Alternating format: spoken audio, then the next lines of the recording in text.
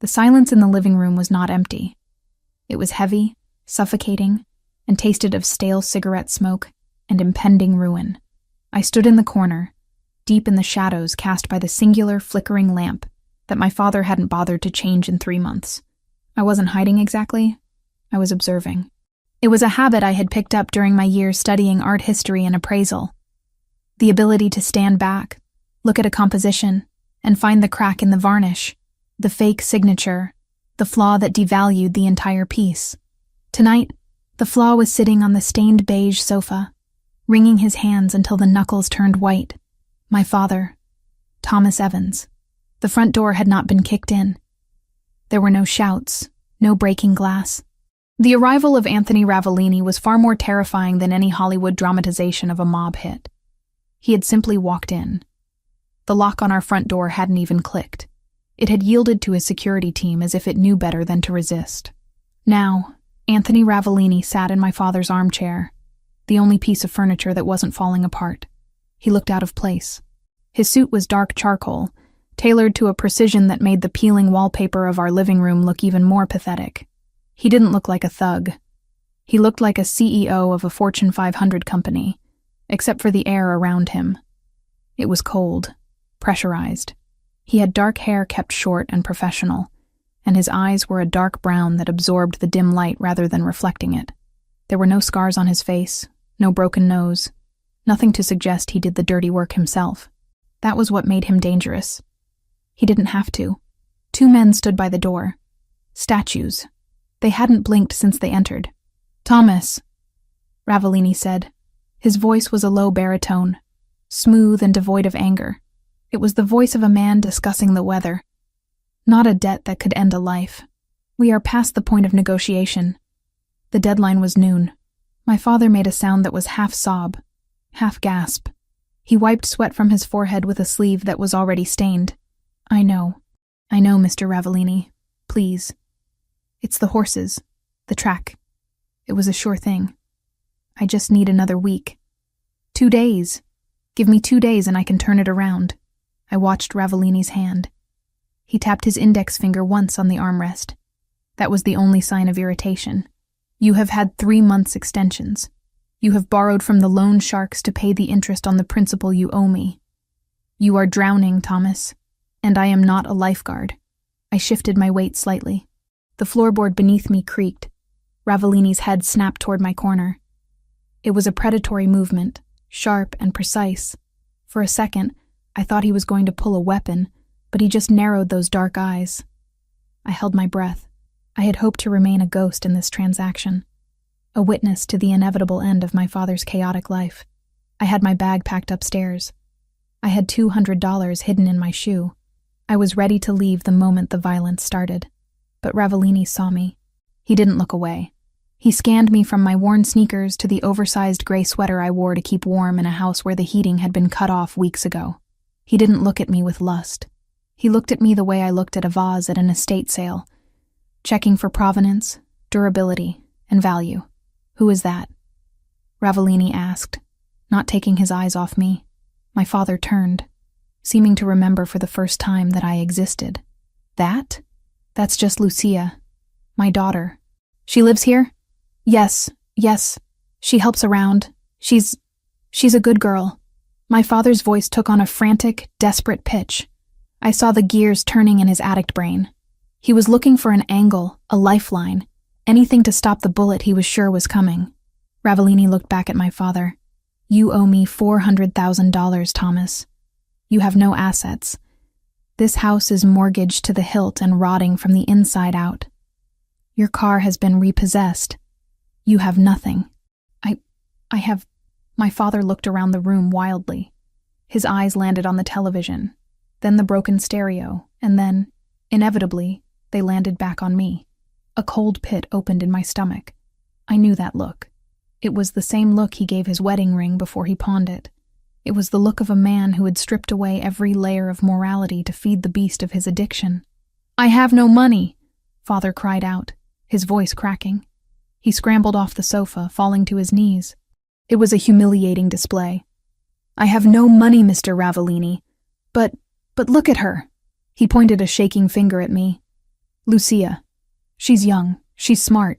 College educated. She can work. She can be whatever you need.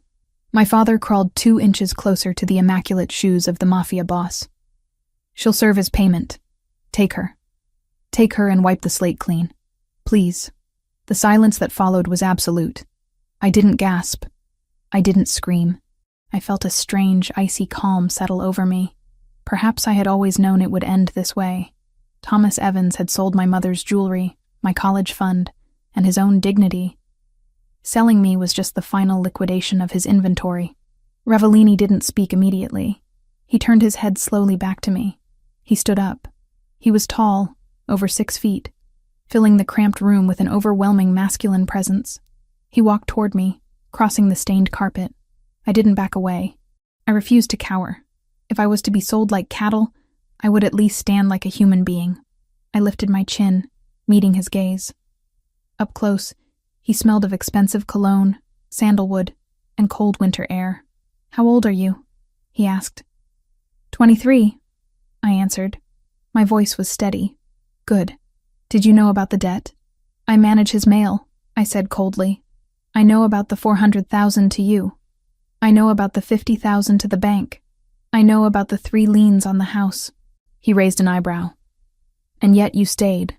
I had nowhere else to go." Yet. Ravellini studied my face. He seemed to be looking for fear, tears, or hysteria. He found none. He reached out, his hand hovering near my face. I didn't flinch, though every instinct in my body screamed at me to run. He took a strand of my dark blonde hair between his fingers, examining the texture, then let it drop. He turned back to my father, who was still on his knees, panting like a dog waiting for a scrap. "A debt of 400,000 is a heavy price for one person," Ravellini said deeply. "She's worth it," Father babbled. "She cooks, she cleans, she's obedient." I almost laughed. I was none of those things. I was a survivor. Ravellini looked at me again. "Are you obedient, Lucia?" "I am pragmatic," I corrected him. "I understand leverage, and I understand contracts." A flicker of amusement passed through his dark eyes. It was gone as quickly as it came. He turned to his guards. "Bring the car around." Then he looked down at my father. "Get up, Thomas. You look pathetic." My father scrambled to his feet, a smile of relief breaking through the sweat on his face. "So, we have a deal? The debt is gone?" "The debt is transferred," Ravellini corrected. "You are free of your obligation to me. But you are also free of your daughter. If you ever try to contact her, if you ever come near her, if I see your face in my city again, the debt returns, with interest. And you will pay it in blood. Do you understand?" "Yes, yes, of course. Take her." My father didn't even look at me. He was already mentally spending the money he wasn't going to lose. Ravellini turned to me. "Pack a bag. You have 5 minutes. Essentials only." I didn't wait to be told twice. I turned on my heel and walked out of the living room, past the man who had raised me, and up the creaking stairs. I didn't run. I wouldn't give them the satisfaction of seeing me rush. My bedroom was a small box at the top of the stairs. It was cold. I grabbed my battered duffel bag from under the bed. I didn't pack clothes for a new life. I packed for survival. Jeans, thick sweaters, my comfortable boots. I went to the loose floorboard in the closet and pulled out my small stash of cash, $212. I shoved it into my pocket. Then I went to my desk. I picked up the only thing of real value I owned, my jeweler's loupe and a small leather-bound book on 19th century European art signatures. It was my passion. My career before my father's debts had forced me to drop out of the master's program to keep the lights on. I wrapped the loupe in a sock and tucked it deep into the bag. I looked around the room. There were no posters, no memories I wanted to keep.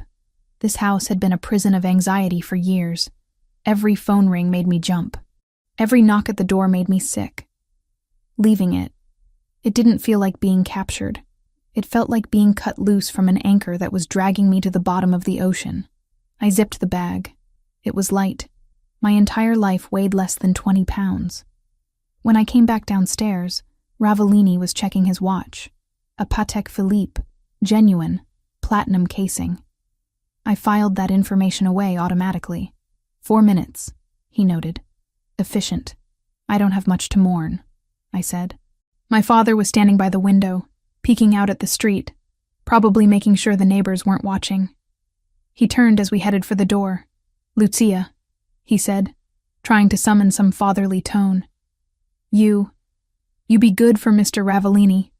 You do what he says. It's for the best. You understand, right? I did this for us. I stopped. I was 3 feet from the door. I turned to look at Thomas Evans one last time. I wanted to scream. I wanted to claw his eyes out for trading me like a used car. But anger required energy, and I needed every ounce of energy for what was coming next. You did this for yourself, I said, my voice dead of all emotion. Don't pretend this is a sacrifice, Thomas. You sold me to save your kneecaps. Now, honey, don't. I cut him off. The debt is paid. You have your life. I have mine. If I were you, I'd stop gambling. Next time, you won't have a daughter to barter with. I walked out the door into the biting cold of the night without waiting for his response. The air outside was crisp, hurting my lungs in a good way. A massive black SUV was idling at the curb. It wasn't just a car. It was a tank disguised as luxury. The windows were tinted so dark they looked like black holes. One of the guards opened the back door for me. I climbed in. The interior was a shock to the system. Cream leather, soft ambient lighting, and warmth that seeped into my bones immediately. It smelled of new leather and safety. Ravellini slid in beside me. The door closed with a heavy thud, sealing out the noise of the street, the wind, and my past. The lock engaged with a decisive click. As the car pulled away, merging smoothly into the traffic, the silence stretched between us. I kept my bag on my lap, hugging it against my chest like a shield.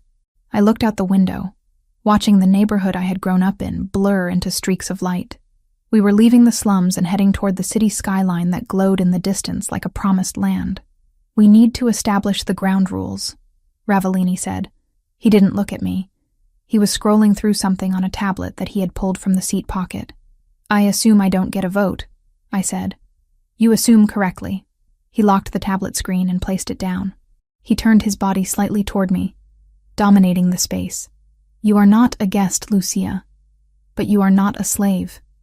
I have no interest in forced labor, and I have even less interest in unwilling women. I exhaled, a breath I didn't realize I had been holding. Then what am I? You are collateral, he said simply. For the next 5 years, you belong to the Ravellini family. You will live in my home. You will be available when I require your presence. You will not leave the premises without an escort. You will not contact anyone from your previous life. You will disappear. Available for what? I asked, my grip tightening on my bag. Appearances, he said. Events, dinners. My world is built on perception. A man of my standing requires a certain domestic image to close specific deals. You are articulate. You are presentable. And according to your father, you are educated. You will play the role of my companion. And if I refuse, you won't, he said. It wasn't a threat. It was a statement of fact. Because you are smart. You saw the alternative back there. You know that living in a golden cage is preferable to drowning in a sewer. Your father would have sold you to someone far worse than me eventually. A pimp, a drug dealer, another bookie. With me, you will have food, clothes, safety, and luxury. All I ask in return is your time and your loyalty. 5 years, I repeated. 5 years. Then the contract is fulfilled, and you are free to go with a severance package that will let you start over anywhere in the world. It sounded like a business deal. Cold, transactional, logical. It was exactly the kind of language I understood. I have conditions, I said. One of the guards in the front seat shifted, likely surprised that the payment was speaking back. Ravellini just looked amused. You are in no position to negotiate, Lucia. I'm not negotiating the terms of my surrender, I said, meeting his eyes. I'm clarifying the job description. You said you have no interest in unwilling women. Does that mean my bed is my own? Ravellini's gaze dropped to my lips for a fraction of a second, then returned to my eyes. I do not rape, Lucia. I don't need to. If you are in my bed, it will be because you walked there yourself. Then I won't be in your bed, I said sharply. We shall see, he murmured, turning back to his tablet. But yes, your room is your sanctuary. As long as you respect my house, you will be safe within it. But understand this. Outside of those walls, you are a target. You are now associated with me. My enemies are your enemies. If you try to run, I won't have to hunt you down. Someone else will find you first, and they will use you to get to me. And they will not be as polite as I am. The reality of his words settled over me. I wasn't just a prisoner. I was a piece on a chessboard. I won't run, I said. I have nothing to run back to. Good. The car slowed down as we approached the city center. The buildings grew taller, blocking out the stars. We were entering his world now. The world of steel, glass, and blood. I looked at the profile of the man who now owned the next 5 years of my life. He was terrifying, yes. But looking at the clean line of his jaw and the calm intelligence in his eyes, I realized something strange. For the first time in 10 years, I wasn't wondering where my next meal was coming from. I wasn't wondering if the electricity would be cut off. The fear of the unknown was there, but the fear of poverty, the grinding, humiliating fear that had defined my existence, was gone. My father had sold me to save himself. But as the skyline glittered ahead of us, I wondered if, inadvertently, he had saved me too. One more thing, Ravellini said, interrupting my thoughts. Yes? Your last name, Evans. You don't use it anymore. In my house, you are simply Lucia. We don't advertise where you came from. Fine, I said. Lucia. Just Lucia. He nodded, satisfied. The car turned into the underground entrance of a massive skyscraper. The gates opened automatically, swallowing us into the belly of the building. Welcome home, Lucia, Anthony Ravellini said. As the darkness of the garage enveloped the car, I realized the irony. I had lost my freedom, but I had gained a future. It was a dangerous, twisted future, but it was mine to navigate. I loosened my grip on the duffel bag. My hands were steady. The game had begun. The elevator ride to the penthouse took exactly 45 seconds. I counted them, watching the digital numbers climb higher and higher, leaving the grid of the street level far below. With every floor that passed, the air pressure changed slightly. A physical reminder that I was ascending into a stratosphere I had no business occupying. Anthony Ravellini stood beside me, silent and still. He didn't fidget. He didn't check his phone. He simply existed in the space, consuming the oxygen, radiating a kind of calm authority that was more terrifying than any shout. When the doors slid open with a soft chime, I stepped into a world that felt less like a home and more like a fortress of solitude carved from glass and steel. The entryway was vast, paved in dark marble that reflected the recessed lighting like a black frozen lake. Floor-to-ceiling windows lined the far wall, offering a panoramic view of the city skyline. A view that people killed for. But what struck me wasn't the opulence. It was the silence. My father's house had always been filled with noise.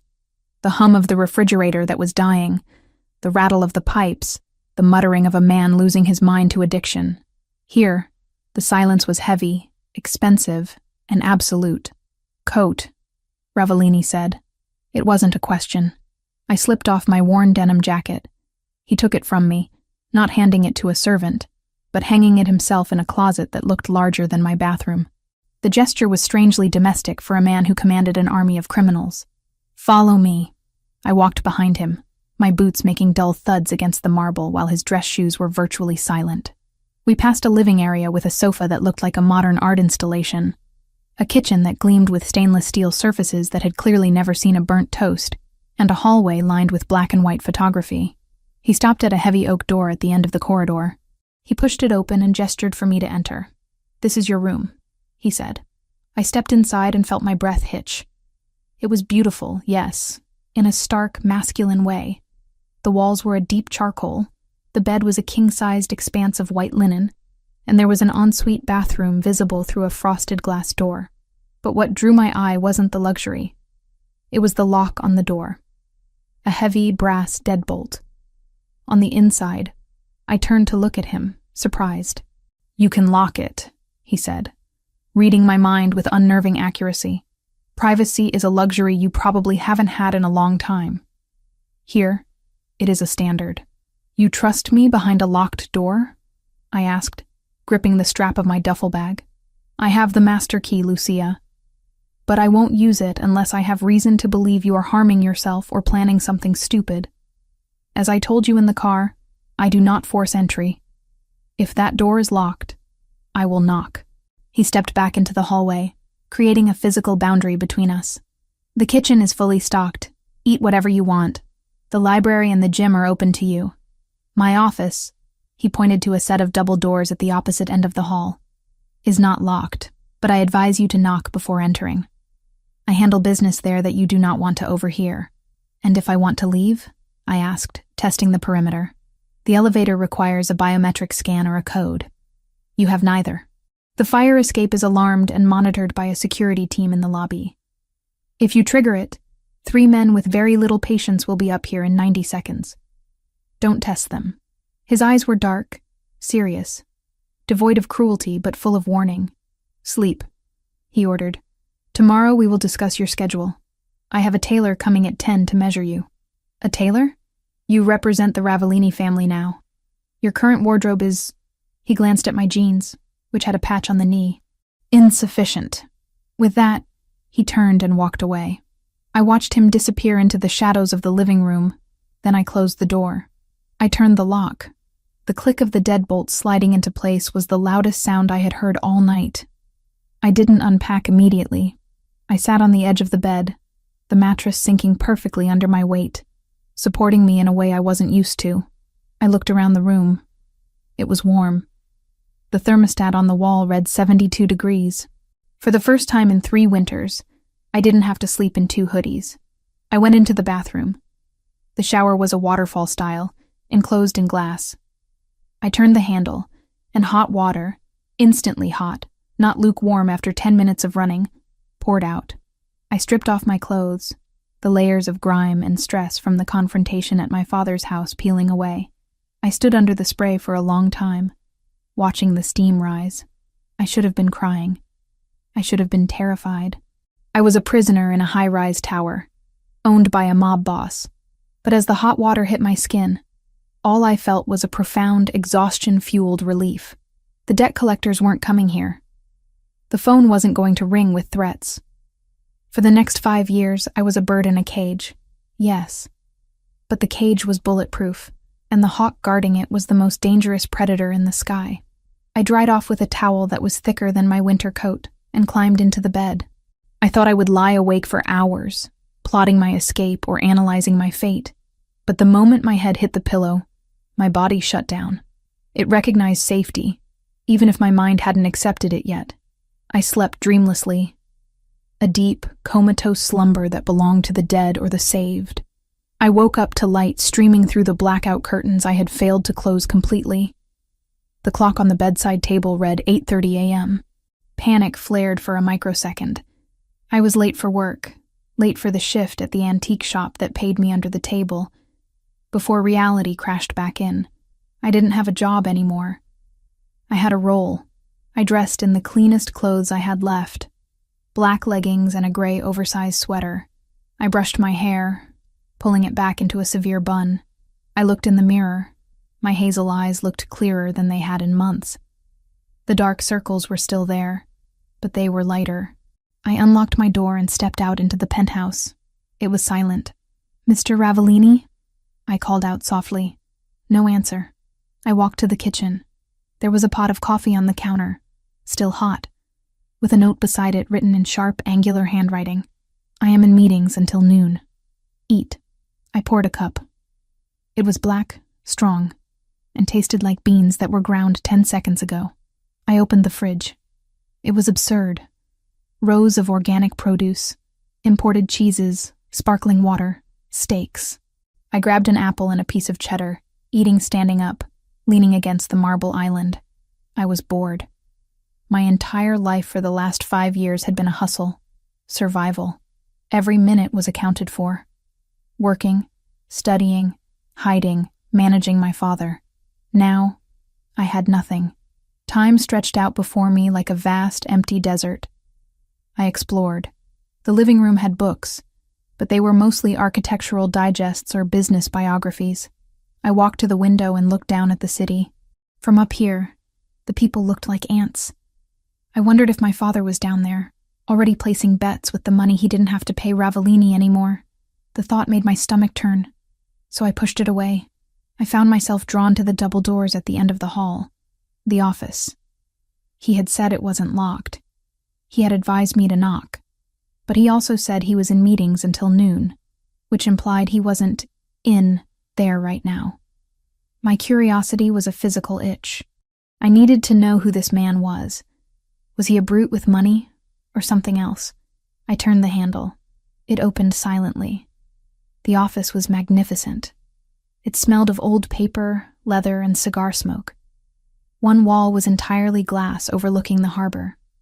The other walls were lined with mahogany bookshelves filled with leather-bound volumes, legal texts, history, philosophy, not decoration. These books looked red.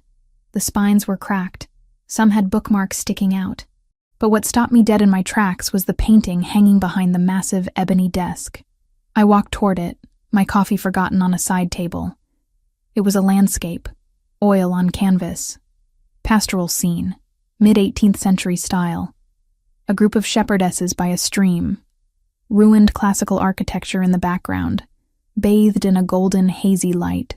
It was framed in an ornate, gilded frame that screamed museum quality. I narrowed my eyes. I reached into my pocket.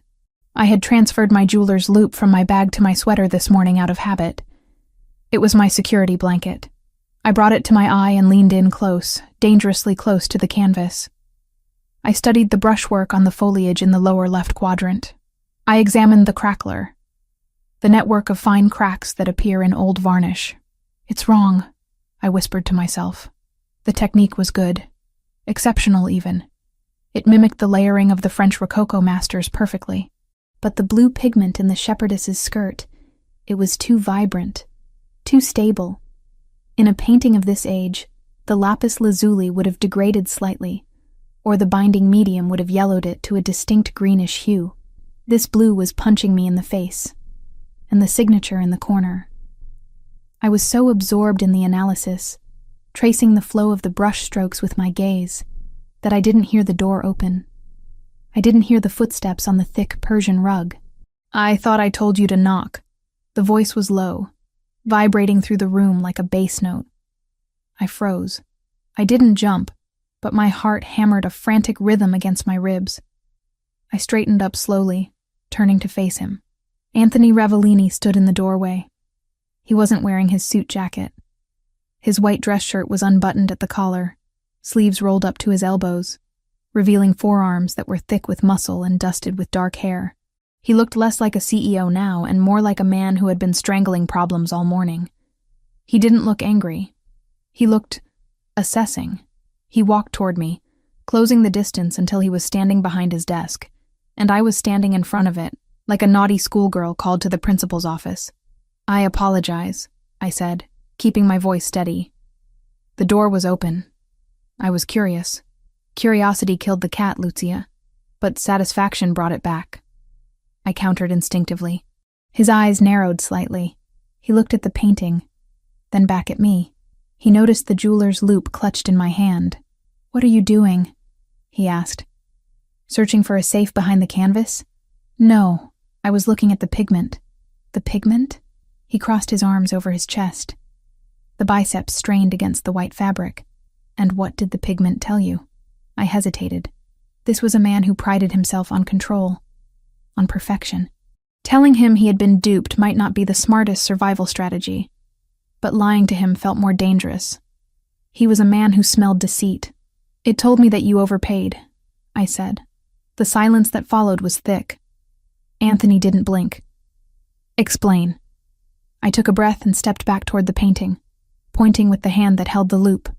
"This is supposed to be a Fragonard, correct? Or at least a rigorous imitation from his workshop. It was sold to me as a Fragonard." Authenticated by 2 experts in London. Your experts are either incompetent or on the payroll of the seller, I said. Look here. I pointed to the blue skirt of the central figure. The blue is consistent with synthetic ultramarine. That wasn't invented until 1826. Fragonard died in 1806. Unless he was a time traveler, he didn't paint this. Anthony walked around the desk. He came to stand right beside me. He was close enough that I could feel the heat radiating off him. He wasn't looking at me. He was looking where I pointed. Go on, he said softly. The crackler. I continued, my professional confidence overriding my fear. See this pattern?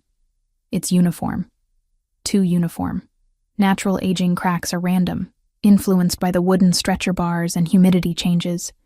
These cracks look like they were induced by baking the canvas or using a chemical crackle varnish.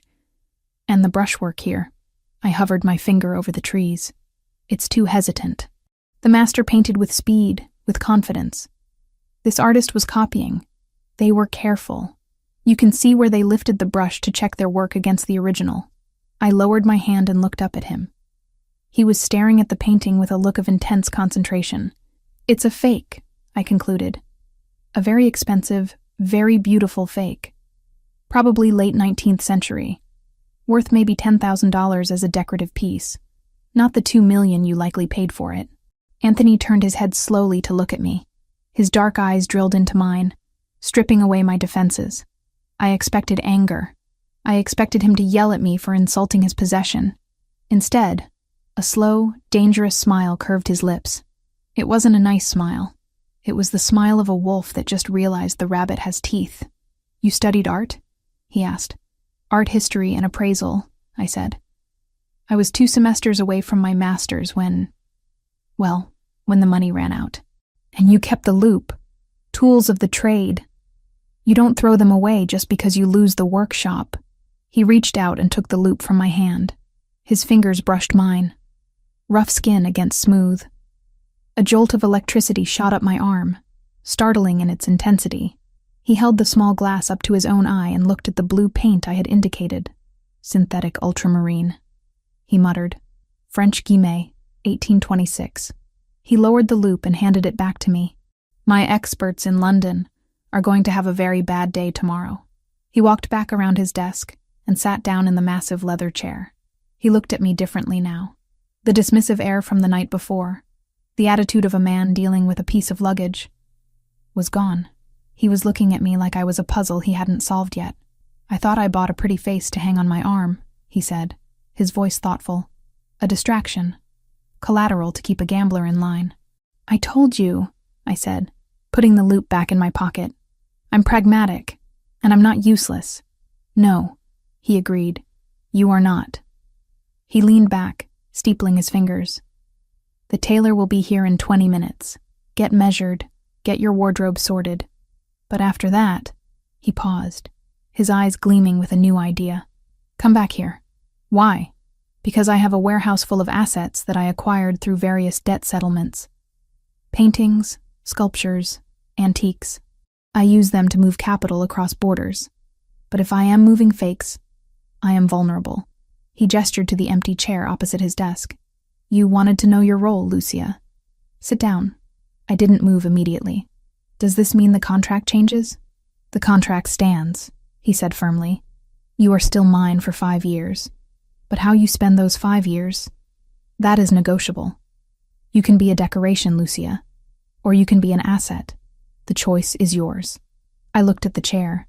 It was leather, high-backed, equal in height to his. If I sat there, I wasn't just a victim anymore. I was a collaborator. I would be helping a mob boss optimize his money laundering. It was illegal. It was dangerous.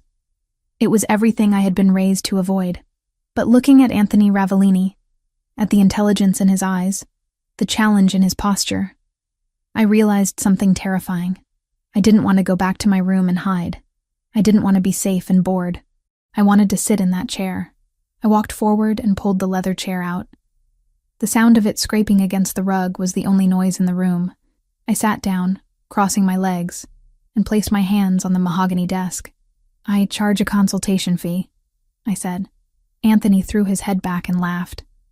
A rich, deep sound that seemed to startle the dust motes in the air. It was the first time I had seen him look truly human. "We'll discuss your fee," he said, his eyes locking onto mine with a heat that had nothing to do with art. "Now, tell me about the varnish on that degas in the hallway." I smiled. A small, sharp thing. "It's not a degas. It's a school of Paris imitation. And a bad one." The game had changed. I wasn't just surviving anymore. I was playing. And for the first time in my life, I held cards that actually mattered.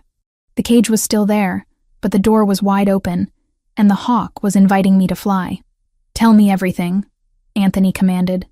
And I did. 3 weeks had passed since I traded the peeling wallpaper of my father's living room for the panoramic views of Anthony Ravellini's penthouse. 3 weeks of silence, luxury, and a strange, exhilarating kind of work. The transition from captive to consultant had been seamless, almost terrifyingly so. I wasn't scrubbing floors or serving drinks. I was doing exactly what I had been trained to do in university, only the stakes were no longer grades or academic approval. They were millions of dollars in illicit capital. I sat at the mahogany desk in the library, a space that had quickly become my command center. Spread out before me were photographs, provenance documents, and shipping manifests. Anthony had given me access to the dead inventory, a collection of art and antiques acquired by the family over the last decade as payments for debts. Most of it was garbage. Gaudy statues, replicas sold to idiots, paintings by up-and-coming artists who never came up. But hidden in the pile were gems, and my job was to separate the wheat from the chaff, and more importantly, to identify the high-quality fakes that could be passed off as originals to less discerning buyers in the European black market. I picked up a file on a set of Ming Dynasty vases. My loupe was already in my hand. I didn't need to look hard to see the modern kiln marks on the base in the photograph. Fake. But good fakes. Trash? The voice came from the doorway. I didn't flinch. I had learned the rhythm of Anthony's footsteps. Heavy, deliberate, rhythmic. I looked up. Anthony was leaning against the doorframe, watching me. The late afternoon sun cast long shadows across the Persian rug, but he seemed to absorb the light rather than reflect it. He was wearing a navy suit today, the jacket unbuttoned, his tie slightly loosened. He looked tired, but his eyes were sharp. "Not trash," I corrected, tapping the photo. "Deceptive. These vases are late 20th century reproductions. The glaze is too consistent. But to an untrained eye, say, a drug runner in Miami looking to park some cash, they're worth 50 grand. To a museum, they're worth $50. Anthony walked into the room, stopping at the edge of the desk. He picked up the photo, studying it with that intensity that made me feel like he was dissecting the paper itself. "So we sell them to Miami," he concluded. "Market them as recovered heritage items," I suggested, keeping my voice professional. "Add a fake certificate of authenticity from a defunct Hong Kong gallery. I can draft one up by tonight, and you can ask for 80,000. A small smile touched his lips.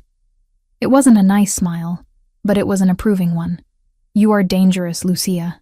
"I'm efficient," I replied, closing the file. "You were losing money storing this junk. Now you're liquidating it. That's just good business." "It is," he agreed. He dropped the photo back onto the desk. "Finish up here. We have a dinner tonight." I paused. In the last 3 weeks, I hadn't left the penthouse. I had been perfectly content in my gilded tower, ordering room service and diving into art fraud. The outside world was where my father was. The outside world was where the O'Sullivan family operated. I wasn't eager to return to it. "A dinner?" I asked, keeping my tone neutral. "A business meeting. High level. My capos and a few associates from the West Coast. We are finalizing a distribution route, and you need me there because you are the face of my legitimacy," Anthony said. He walked around the desk, invading my personal space. He didn't touch me, but his proximity was a physical weight. "I am not just a thug with a gun, Lucia. I am a businessman. A man who appreciates culture. You are the proof of that. You are the beautiful, educated woman on my arm who discusses art and history while I discuss percentages and territory. You soften the edge. I'm a prop, I said flatly. You are armor, he corrected. Distraction is a weapon. If they are looking at you, they aren't looking at my hands. He reached into his jacket pocket and pulled out a small velvet box. He placed it on the desk in front of me. Wear these. The dress has been delivered to your room. I stared at the box. I have clothes. You have sweaters and jeans, he said dismissively. Tonight requires something else. Be ready in an hour. And Lucia? I looked up at him. This isn't a request. He turned and left the library, leaving me alone with the silence and the velvet box. I opened it. Inside lay a pair of diamond drop earrings. They were simple, elegant, and undoubtedly real. I stared at the faceting of the stones. Flawless. D-color. Probably 3 carats each. I snapped the box shut. I wasn't going to be seduced by diamonds. I was doing a job. I was paying off a debt of time. 5 years. I just had to survive 5 years of dinners, fakes, and Anthony Ravellini. I went to my room. The dress was hanging on the wardrobe door. I stopped in my tracks. I had expected black. Safe, classic black. Or maybe red, the color of a cliché. But the silk flowing from the hanger was neither. It was a deep, rich burgundy, the color of oxidized blood, of heavy wine, of crushed velvet in an old theater. It was a sophisticated, dangerous color. I reached out and touched the fabric. It was heavy silk satin, cool to the touch. I stripped off my work clothes and stepped into it. The dress fit as if it had been sewn onto my skin. It had a high neck, deceptive in its modesty, but the back plunged low, exposing my spine. It clung to my hips and pooled slightly at the floor. I sat at the vanity and did my hair, pulling it into a sleek, low chignon. I put on the earrings. They caught the light, framing my face in cold fire. I applied lipstick, a dark berry shade that matched the dress. When I looked in the mirror, I didn't see Lucia Evans, the girl who hid from debt collectors. I saw a woman who looked like she belonged in a palace, or a war room. I looked formidable. I walked out into the living room exactly an hour later. Anthony was waiting by the window, looking out at the city. He turned when he heard my heels on the marble. He stopped. His eyes swept over me, starting from my shoes and traveling slowly up to my face. He didn't leer. He didn't look at me with hungry animal lust. He looked at me with a profound, terrifying appreciation. Burgundy, he said quietly. It suits you better than black. It's a bold choice, I said, my voice steady despite the way my heart hammered against my ribs. We are not hiding tonight, he said. He walked over and offered me his arm. Shall we? I took his arm. His muscles were hard as granite beneath the fine wool of his suit. Lead the way, Mr. Ravellini. Anthony, he corrected. Tonight you call me Anthony. The restaurant was called Il Silenzio. It was one of those places that didn't have a sign out front, just a heavy wooden door and a bouncer who looked like he ate concrete for breakfast. Inside, the atmosphere was thick with cigar smoke and the scent of truffle oil. It was dimly lit, the walls lined with dark wood paneling.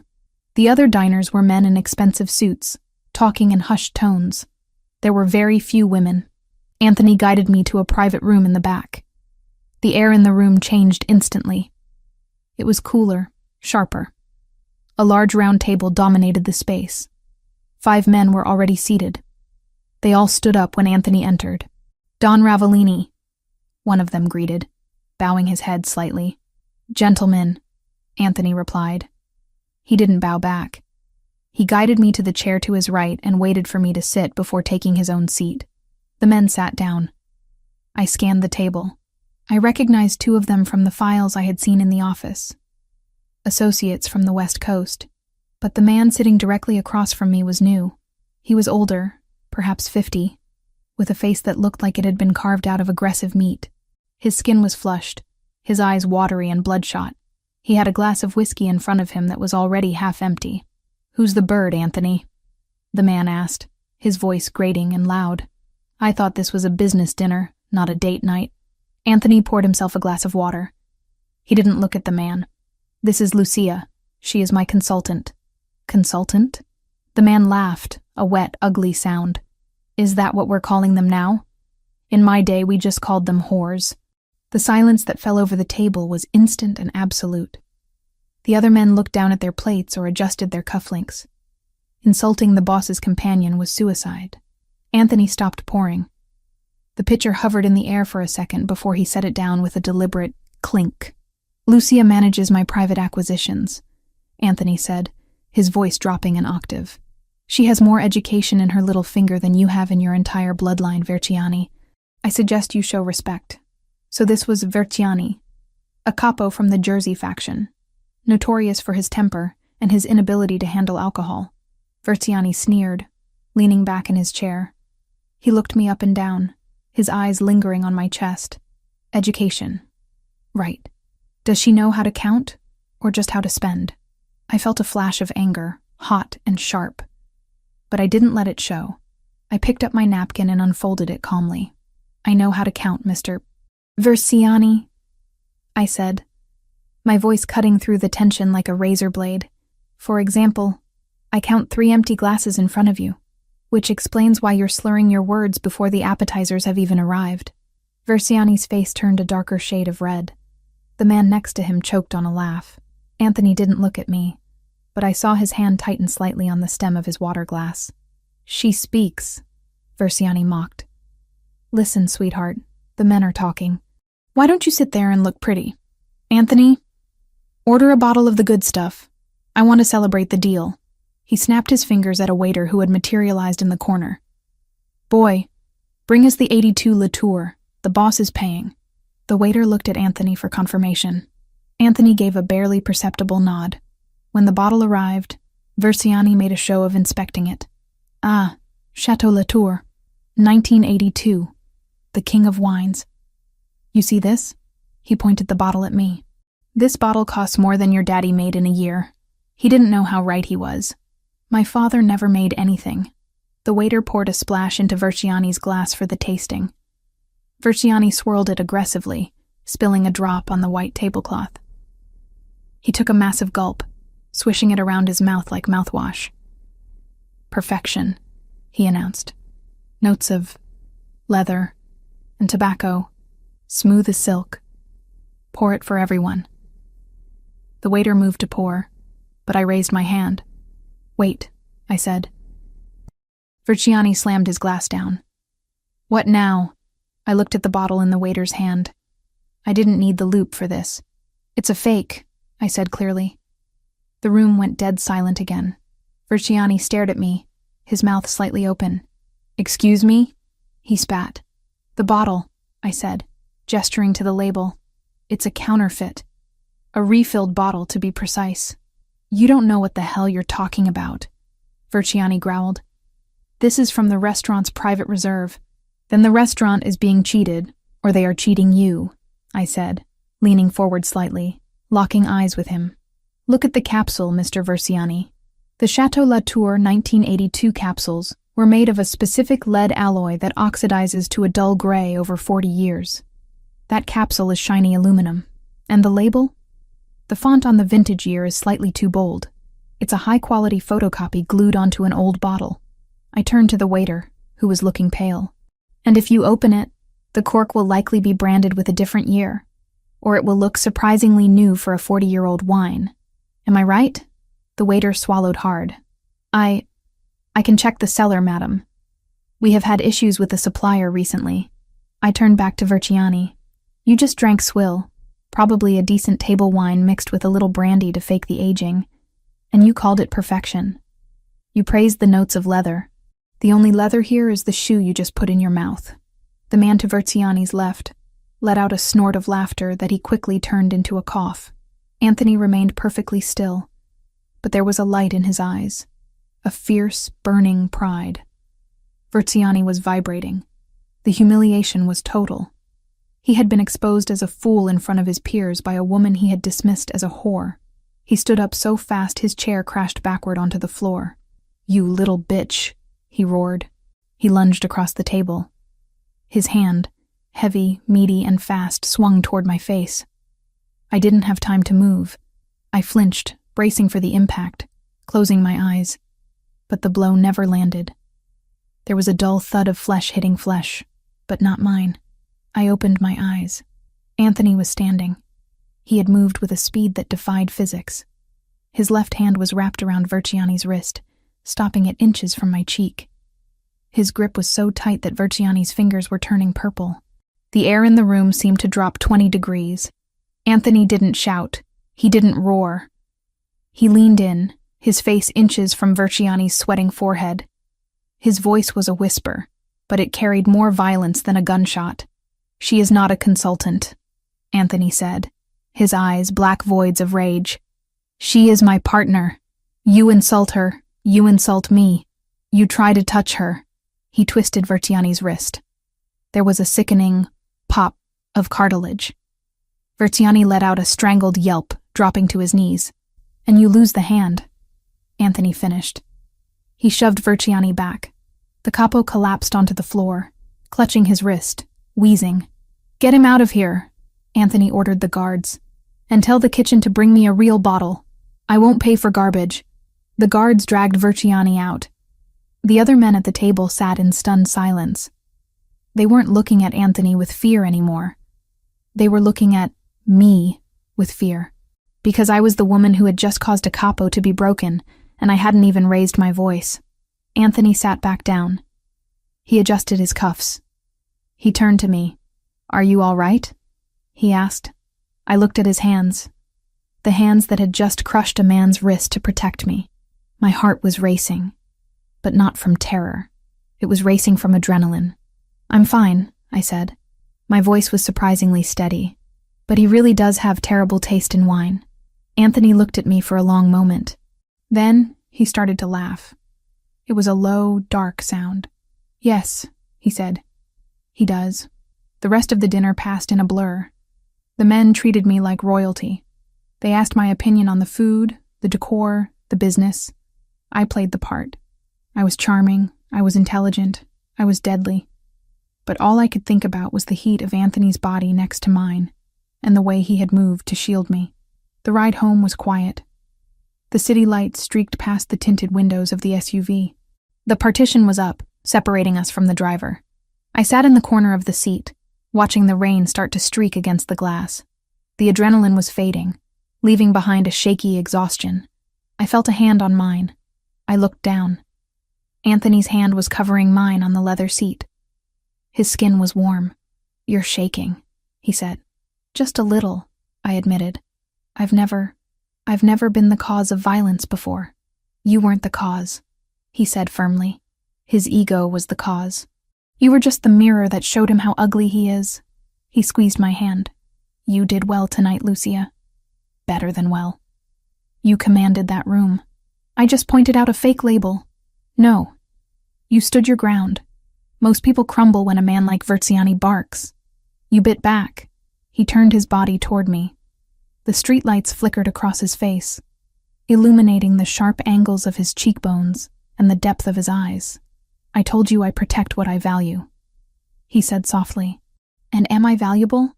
I asked, the question slipping out before I could stop it. "Or am I just a useful asset for spotting fake wine?" Anthony released my hand and reached up. He brushed his knuckles against my cheek, right where Verciani would have struck me. The touch was feather-light, a shocking contrast to the violence he had displayed an hour ago. "You are not just an asset, Lucia," he whispered. His thumb traced my lower lip. My breath hitched. The air in the car suddenly felt too thin. "An asset is replaceable.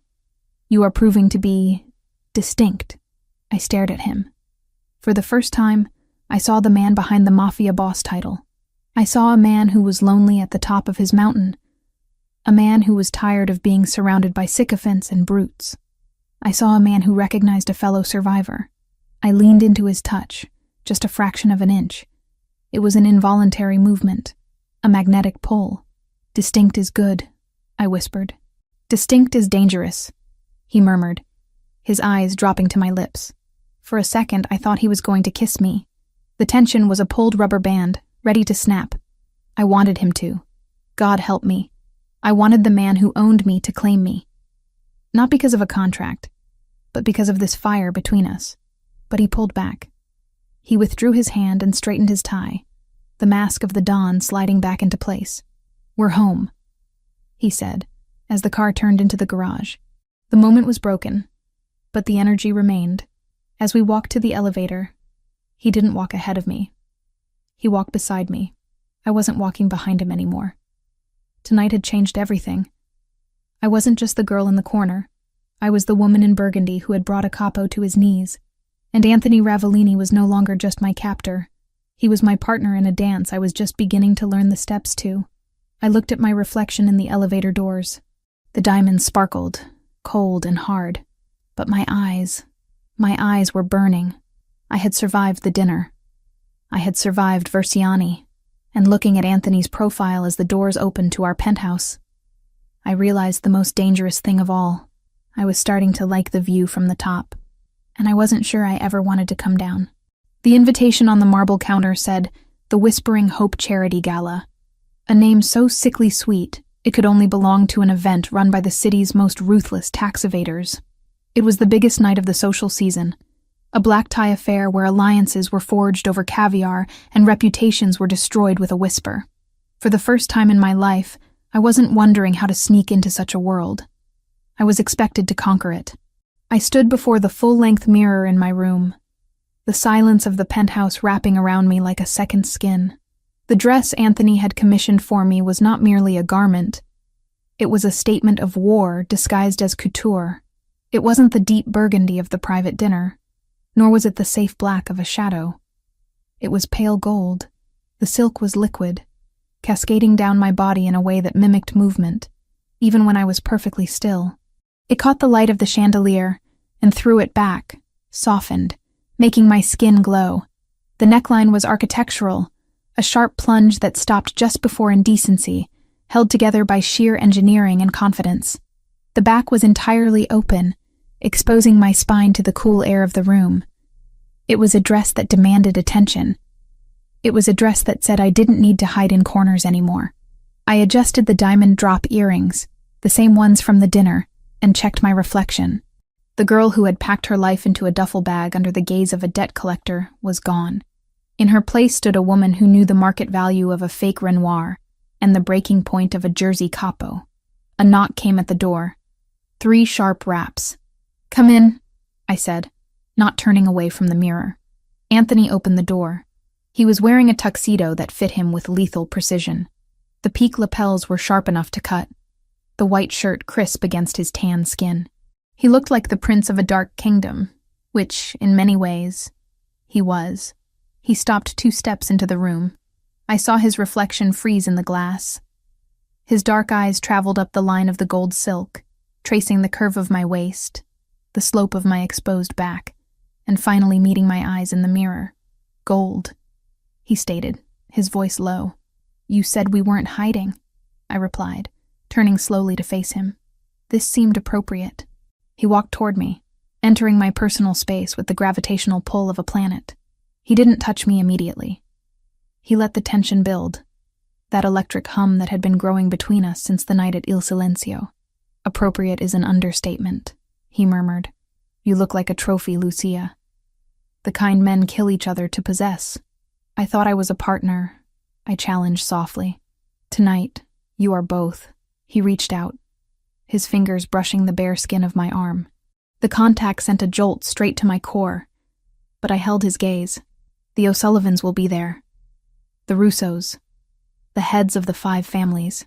They need to see you and think that I have captured the sun. They need to believe I am so powerful I can wear gold without fearing who might try to snatch it." "Let them try," I said. The words came out with a fierceness that surprised me. Anthony smiled, a rare, genuine expression that softened the hard lines of his face. "That is the spirit. But stay close to me. The sharks are circling tonight and they smell fresh blood." "I'm not blood," I said, picking up my clutch. "I'm the hook." He chuckled, offering his arm. "Then let's go fishing." The venue was the grand ballroom of the Pierre Hotel, a cavernous space dripping with crystal and old money. The air smelled of expensive lilies, heavy perfume, and the metallic tang of chilled champagne. A string quartet played in the corner, the music barely audible over the roar of 300 wealthy people pretending to like each other. Our entrance was exactly what Anthony had orchestrated. When we stepped onto the balcony overlooking the ballroom, heads turned. The murmur of conversation didn't stop, but it shifted. The pitch changed. I felt hundreds of eyes on the gold dress, on Anthony's hand resting possessively on the small of my back. We descended the grand staircase. I didn't look down at my feet. I looked straight ahead, scanning the room as Anthony had taught me. 3 o'clock, Anthony whispered, his lips barely moving. Senator Mitchell, in his pocket for 10 years. 7 o'clock, Don Russo, neutral but leaning towards our side. 12 o'clock, the O'Sullivan table. I looked. The O'Sullivan table was the center of gravity for the opposition. Seated there was Patrick O'Sullivan, a man who looked like a bulldog stuffed into a suit, surrounded by his lieutenants and their wives. The women were draped in emeralds and sapphires, their expressions tight and watchful. They look unhappy, I noted. They lost a shipment last week, Anthony said casually. Customs seized it. They think I tipped off the feds. Did you? I don't talk to the feds, Lucia, but I don't correct my enemies when they make mistakes either. We reached the floor and were immediately swarmed. For the next hour, I was the perfect diplomat. I laughed at jokes that weren't funny. I discussed the decline of neoclassical architecture with a banker who was clearly laundering money for the cartels. I charmed the wife of a judge by complimenting her hideous brooch. Through it all, Anthony was a constant presence at my side. He didn't hover, but he was always there, a hand on my elbow, a body blocking a crowded path. We moved as a unit. When I spoke, he listened with visible respect, signaling to the room that dismissing me would be a fatal error. I was enjoying myself. The power was intoxicating. I was navigating a minefield in stilettos, and I hadn't triggered a single explosion. I need a moment, Anthony whispered in my ear after extricating us from a conversation with a particularly dull city councilman. I have to speak with Russo privately. 5 minutes. Stay in the main circle. Don't wander. I'll be fine, I assured him. I'll get a water. He hesitated, scanning the room once more, then nodded. 5 minutes. He disappeared into the crowd toward the smoking terrace. I walked to the bar, my head high. I ordered a sparkling water with lime. The bartender served me with trembling hands. I turned to survey the room, taking a sip. That dress is a bold choice for a mistress. The voice was sweet, laced with arsenic. I turned. Standing next to me was a woman I had seen at the O'Sullivan table. She was older, perhaps 45, wearing a dark green velvet gown that looked heavy and suffocating. Her neck was choked with diamonds that looked like ice. I prefer consultant, I replied smoothly. And the dress is vintage. You wouldn't recognize the designer. He doesn't sell to department stores. The woman's smile didn't waver. Sharp tongue. Anthony always did like them feisty. I'm Eleanor O'Sullivan, Patrick's wife. Lucia, I said, omitting the surname as per my instructions. Just Lucia? Eleanor stepped closer. She smelled of gin and desperate preservation. We know who you are, dear. We know exactly who you are. My grip on the crystal glass tightened. Then you have the advantage, Mrs. O'Sullivan. Because to me, you're just another wife waiting for her husband to tell her what to think. Eleanor's eyes flashed with cold malice. You think you're safe because he put you in silk? You think you're special? You're just payment, a receipt walking around in heels. If you'll excuse me, I said, moving to step around her. Your father sends his regards, she whispered. I froze.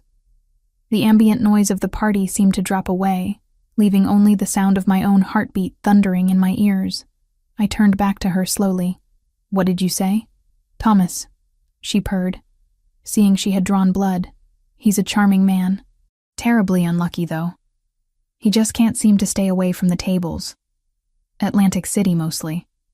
But last week, well, he found a private game in Queens. Our game. My stomach turned to ice. My father's debts are his own. Not anymore, Eleanor said. She looked around to ensure no one was listening, then stepped into my personal space. He owes us, Lucia.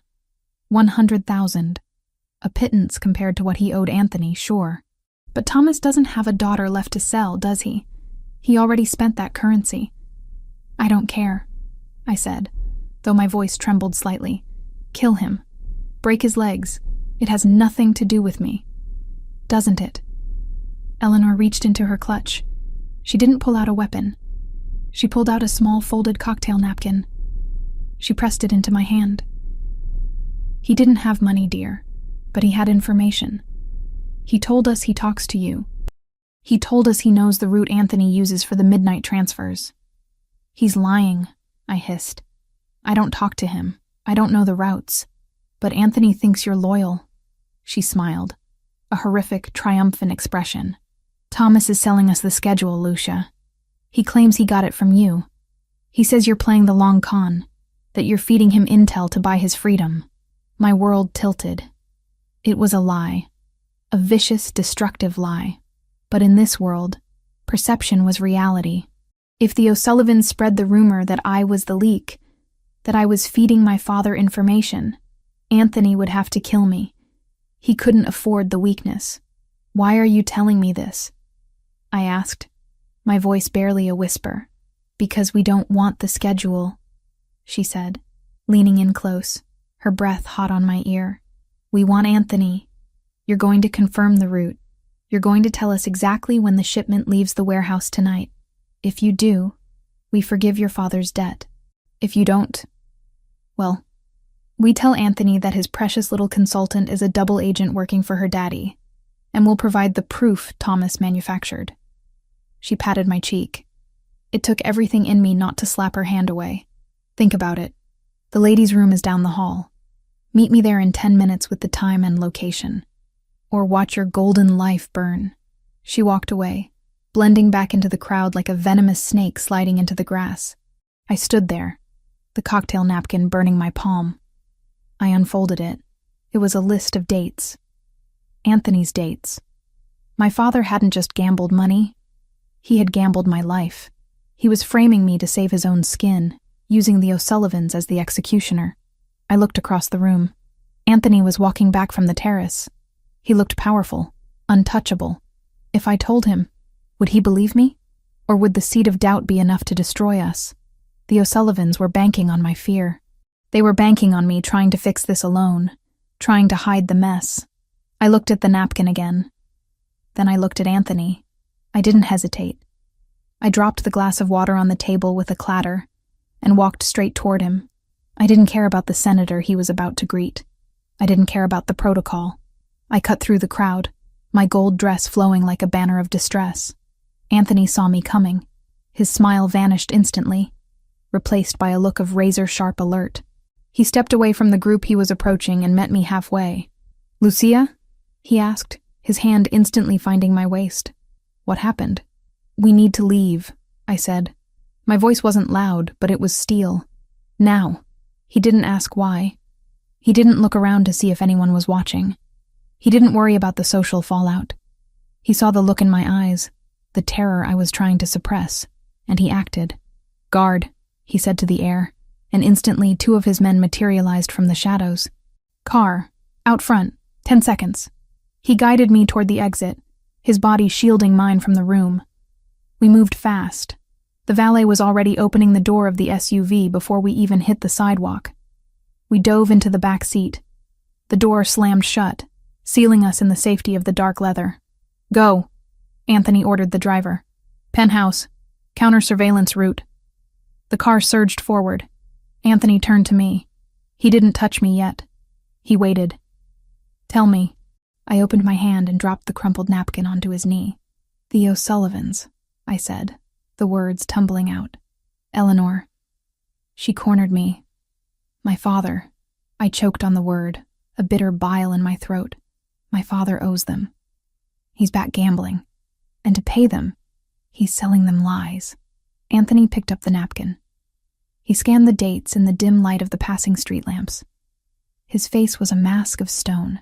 "He told them I'm the leak," I continued, forcing myself to be clear. "He told them I'm feeding him information on your shipments. Eleanor said if I don't give them the real route for tonight, they'll come to you with proof that I'm a traitor." I looked at him, searching for doubt, searching for the moment he would decide I was a liability. "I didn't tell him anything, Anthony. I haven't spoken to him since the night you took me. You have to believe me." Anthony looked at the napkin. Then he slowly crushed it in his fist. The sound of the paper crumpling was loud in the quiet car. "She gave you 10 minutes," Anthony said. It wasn't a question. She wanted me to meet her in the bathroom, to confirm the route. And instead, you came to me. Yes, you realize that by telling me this, you are effectively signing your father's death warrant, Anthony asked. His voice was devoid of emotion, purely analytical. If he is selling lies about my operation to my enemies, if he is threatening my household to cover his debts, I cannot let him live, Lucia. You know this. I looked out the window. I saw the city passing by, the city where I had lived in fear for so long because of Thomas Evans. I thought of the man who had sold me for a clear ledger. I thought of the man sitting next to me, who had given me a home, a purpose, and who had broken a man's wrist for insulting me. The choice wasn't hard.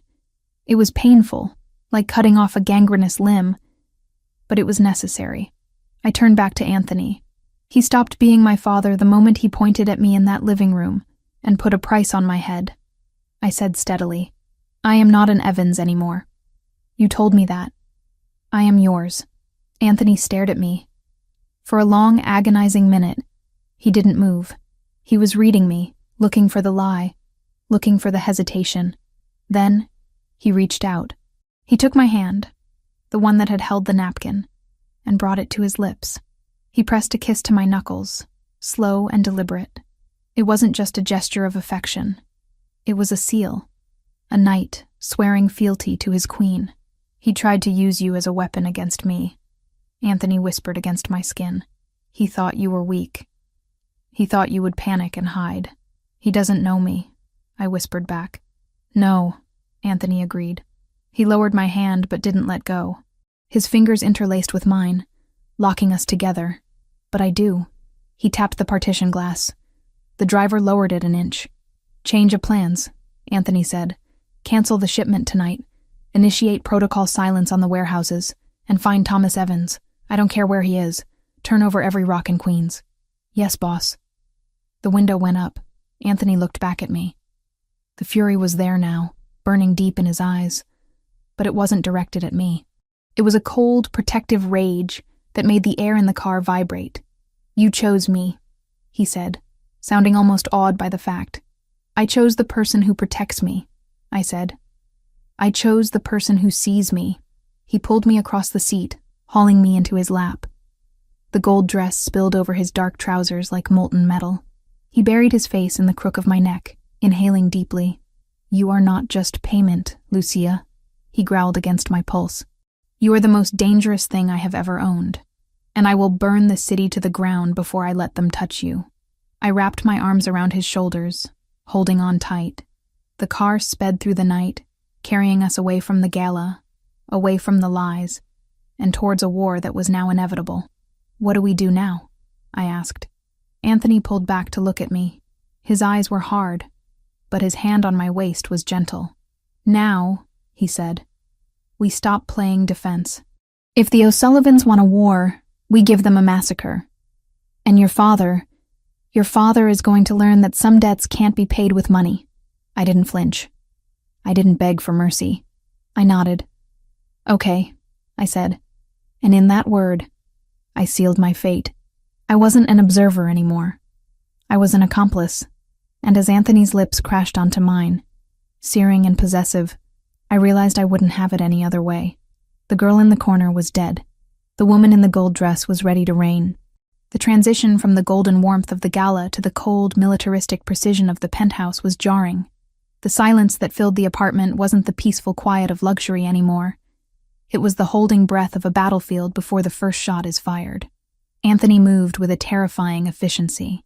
He had stripped off his tuxedo jacket and the silk tie, replacing them with a tactical vest that he strapped over his white dress shirt. He didn't look like a businessman now. He didn't even look like a mob boss. He looked like a soldier preparing for a siege. I stood by the kitchen island, still wearing the gold dress, though I felt ridiculous in it now.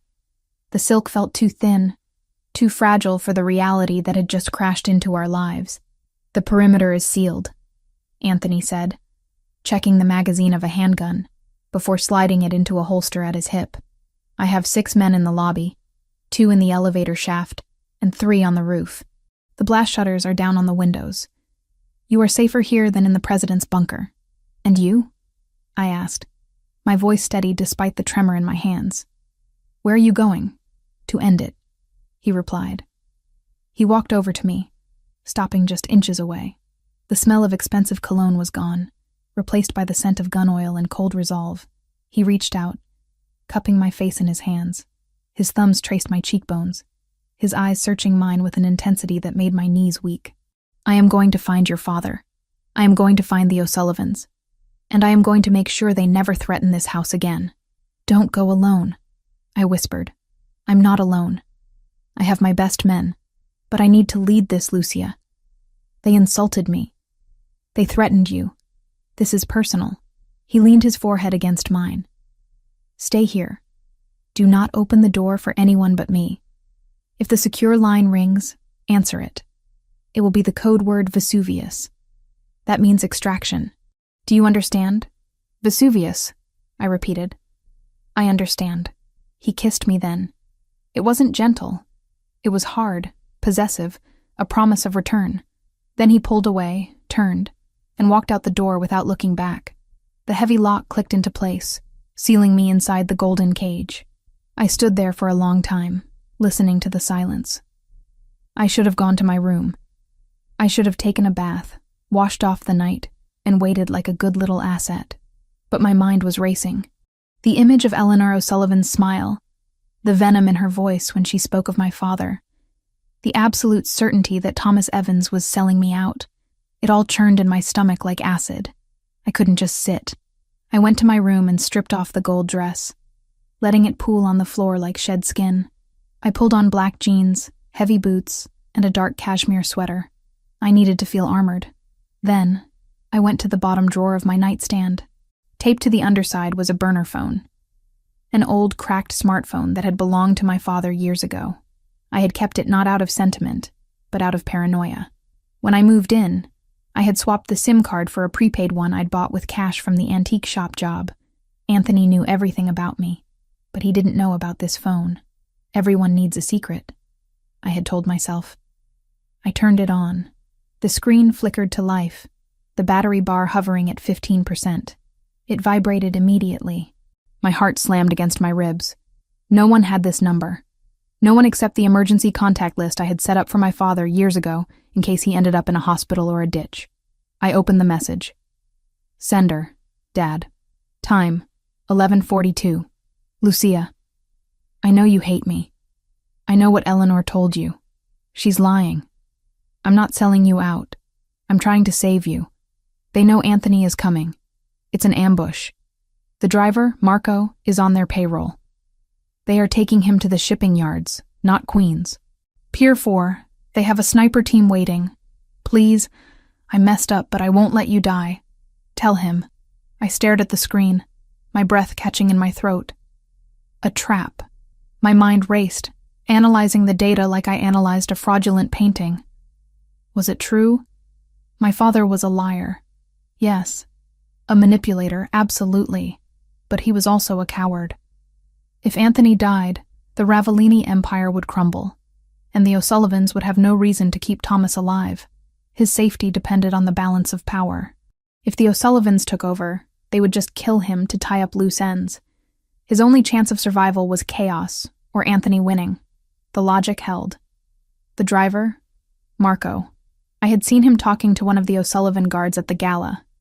Just a nod. I hadn't thought anything of it at the time, but now? I dialed Anthony's number on the secure house line. Beep, beep, beep. The number you have reached is not in service. Protocol silence. He had cut communications to prevent tracking. He was walking into a kill box, and he was deaf to the warning. I paced the living room floor. Panic clawed at my throat, but I forced it down. I was Lucia Evans. I was the woman who spotted a fake Chagall from across the room. I didn't panic. I solved problems. If I stayed here, Anthony would go to the shipping yards. Marco would drive him right into the crosshairs. Anthony would die. And then the O'Sullivans would come here, override the security with Marco's help, and drag me out. If I left, I stopped pacing. I looked at the message again. Pier 4. I knew Pier 4. It was an old Ravellini drop point that had been abandoned years ago. It was isolated. If I could get there, if I could get close enough to signal him, or create a distraction, but I couldn't just walk out. The guards in the lobby would stop me, unless I gave them a reason not to. I ran to the office. I grabbed a piece of heavy stationery from Anthony's desk. I wrote quickly, my handwriting sharp and angular. Protocol override. Thomas contacted me. He claims ambush at Pier 4. I have the encryption keys for the O'Sullivan accounts. The bluff. I am going to the secondary extraction point to trade for the intel. Do not follow me. Secure the perimeter. I will contact via Vesuvius channel. It was a lie, partially. But it sounded authoritative. It sounded like something the partner of Anthony Ravellini would do. I left the note on the kitchen island, right next to his espresso machine where the head of security would check during his rounds in 20 minutes. Then, I went to the service elevator. I knew the code. I had watched Anthony punch it in 3 weeks ago. 1982. The year of the fake wine. He had a sense of humor. I punched it in. The doors slid open. I took a deep breath. I was leaving the safety of the fortress. I was walking back into the dark, but as the elevator descended, I didn't feel like a victim. I felt like a player moving a piece on the board. Getting out of the building was easier than it should have been, which should have been my first warning. I used the service exit that led into the alleyway, bypassing the main lobby guards. The night air was freezing, biting through my sweater. I didn't take one of Anthony's cars. They were all tracked. I walked 3 blocks, keeping to the shadows, my boots silent on the wet pavement. I found a taxi stand near the metro station. Queens, I told the driver, near the shipyards, and step on it. The ride was a blur of neon lights and rain-streaked windows. I gripped the burner phone so hard my knuckles turned white. Every minute felt like an hour. I kept checking the time. 12:15 a.m. Anthony would be arriving soon. The taxi dropped me off a block away from the entrance to the pier. The area was desolate. Rusted fences, piles of shipping containers, the smell of salt water and rotting wood. I paid the driver with the cash I had stashed in my boot weeks ago and waited for him to leave. I moved toward Pier 4. It was dark, the only light coming from a single floodlight buzzing overhead. I didn't see Anthony's SUV. I didn't see Marco. I crept closer, hiding behind a stack of wooden pallets. My heart was hammering so loud I was sure it echoed off the metal containers. "Dad?" I whispered, looking at the phone. "Where are you?" My phone buzzed. "Inside the warehouse, 2nd floor office. I can see the entrance. Hurry, they're setting up." I looked at the warehouse. The side door was slightly ajar. Logic told me to wait. Logic told me to wait for Anthony. But fear for the man I loved, overrode the logic. If the sniper was already set up, Anthony wouldn't even make it out of the car. I slipped through the side door. The warehouse was cavernous, filled with shadows and the sound of dripping water. I kept low, moving toward the metal staircase that led to the foreman's office overlooking the floor.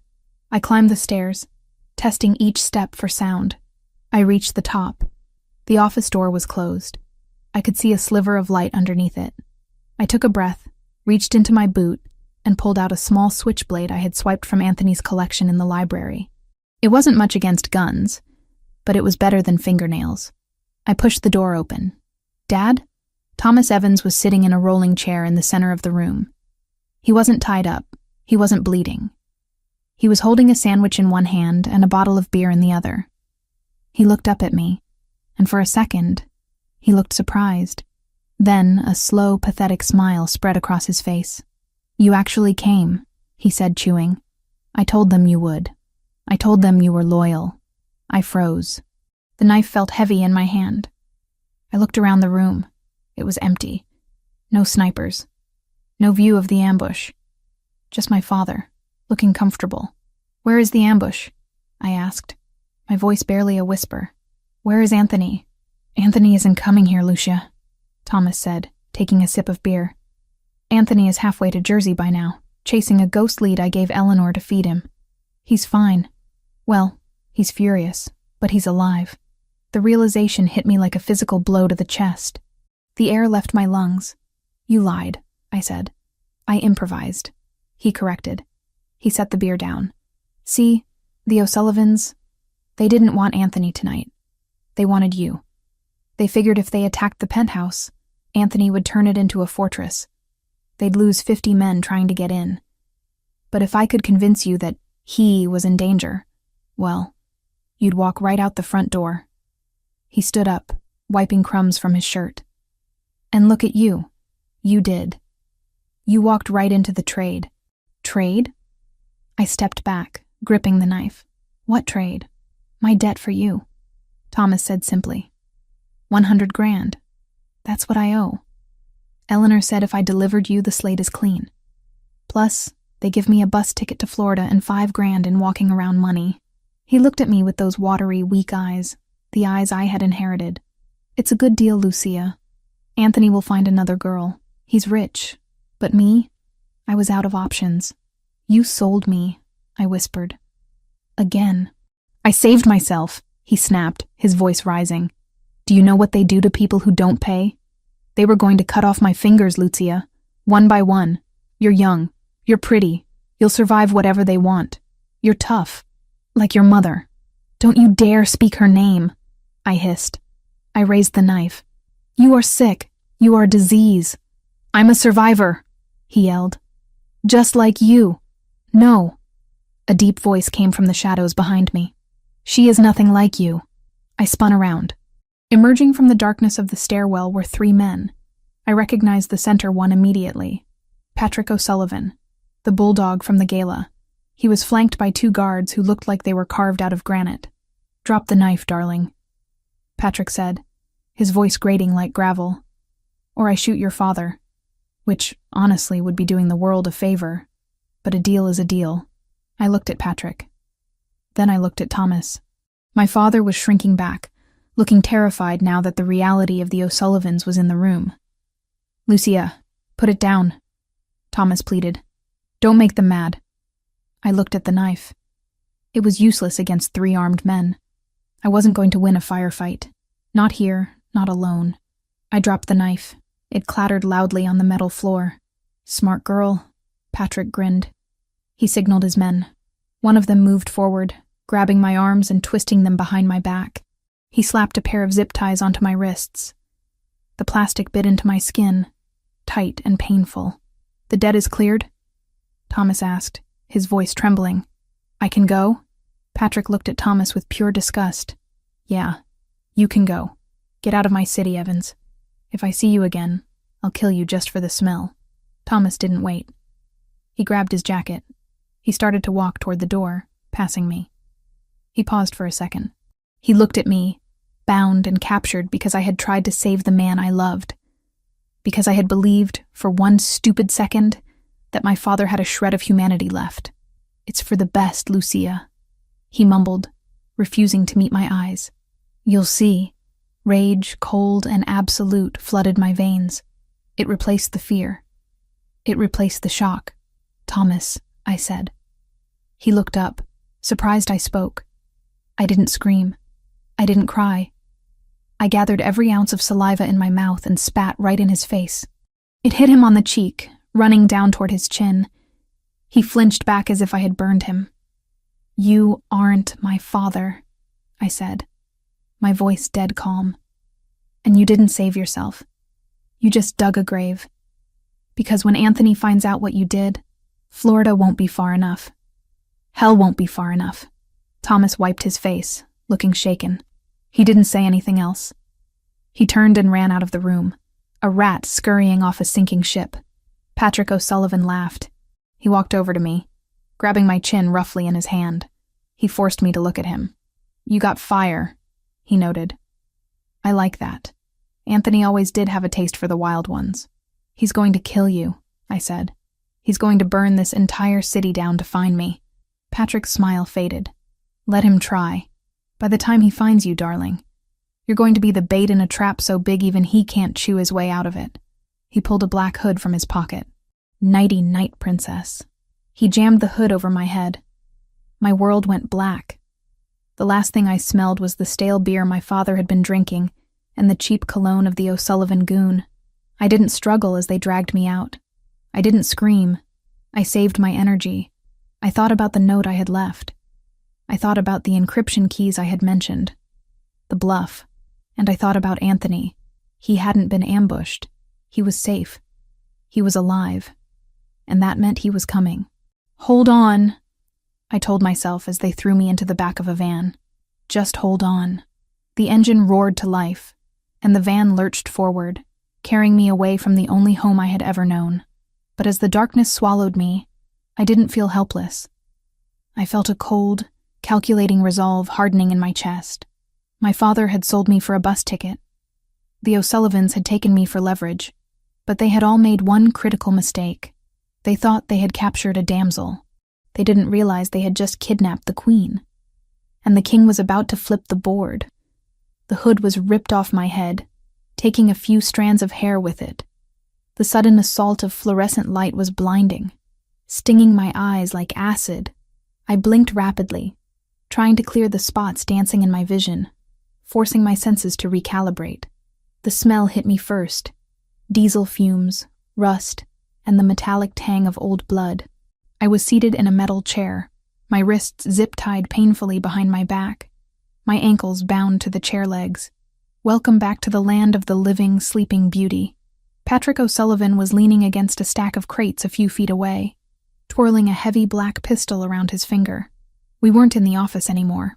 We were on the ground floor of a massive warehouse, a cathedral of corrugated steel and concrete. It was cold, the kind of damp chill that seeps into your bones and stays there. I straightened my spine. I wouldn't give him the satisfaction of seeing me slump. "You're making a mistake," I said. My voice was raspy, but steady. "I don't think so." Patrick grinned, revealing yellowed teeth. "I have the girl. I have the leverage. And soon I'll have the encryption keys to Ravellini's offshore accounts. Unless you lied about those?" "I didn't lie," I said, maintaining the bluff I had written in the note. "But I don't carry them in my head. They're on a secure server. You need my biometrics to access them." "We'll get your biometrics," he said dismissively. "One way or another. Fingerprints are easy to take, even if they aren't attached to the hand anymore." I felt a cold shiver trace down my spine, but I locked it away. "Anthony will be here." "Anthony is chasing his tail in Jersey," Patrick laughed. "Your daddy did a good job, sold the lie perfectly." "Did he?" The voice didn't come from me. It came from the shadows near the loading dock doors. Patrick spun around, raising his gun. His 6 guards, positioned around the perimeter, snapped their weapons up. Emerging from the darkness wasn't a SWAT team. It wasn't a roaring army. It was just Anthony Ravellini.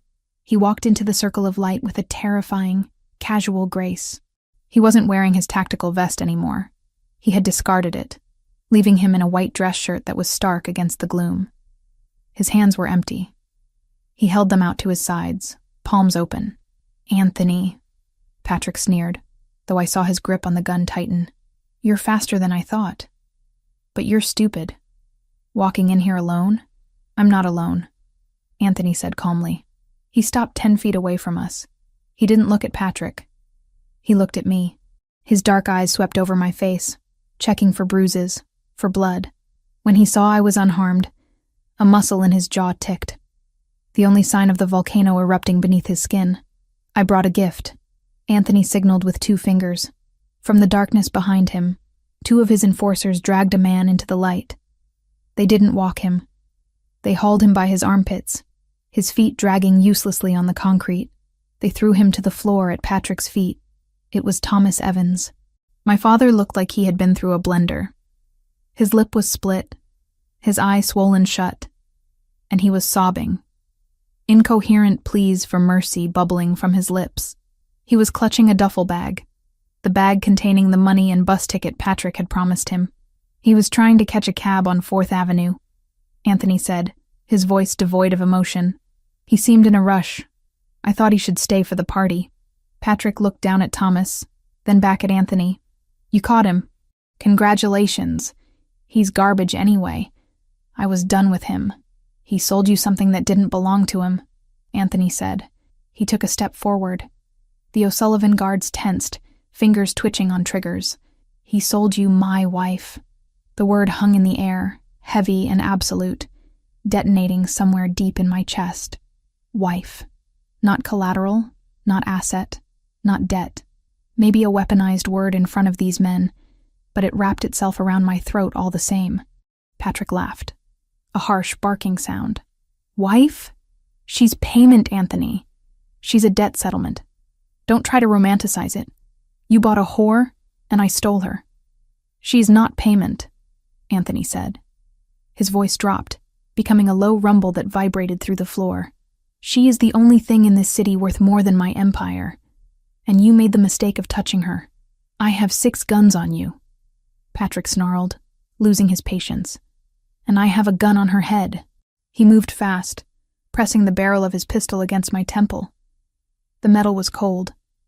I stopped breathing. One move, Anthony, and I paint the wall with her brains. Drop to your knees. Anthony didn't move. He didn't drop. He stared at Patrick with a look of supreme boredom. You won't shoot her, Anthony said, because if you do, you lose the encryption keys. You lose the leverage. And my sniper, who is currently aiming at your medulla oblongata from the catwalk, will turn your head into a canoe. Patrick froze. His eyes darted up to the dark rafters. You're bluffing, Patrick whispered. Am I? Anthony tilted his head.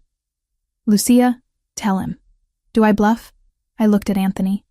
I saw the slight shift in his stance, the way his weight was balanced on the balls of his feet. He was coiled energy, waiting for a trigger. He doesn't bluff, I said clearly. He calculates.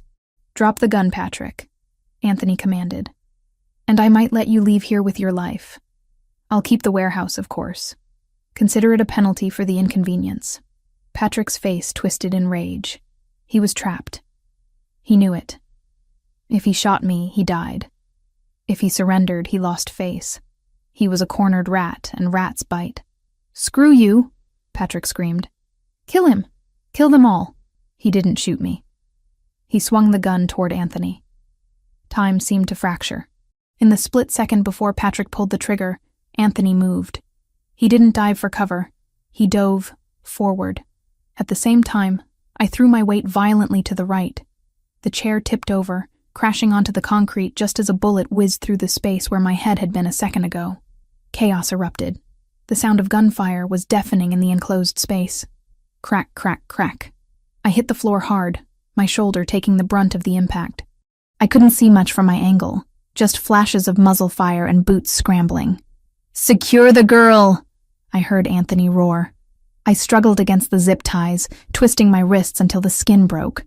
The plastic bit deep, but the adrenaline numbed the pain. A pair of boots landed next to my face. It was one of the O'Sullivan guards.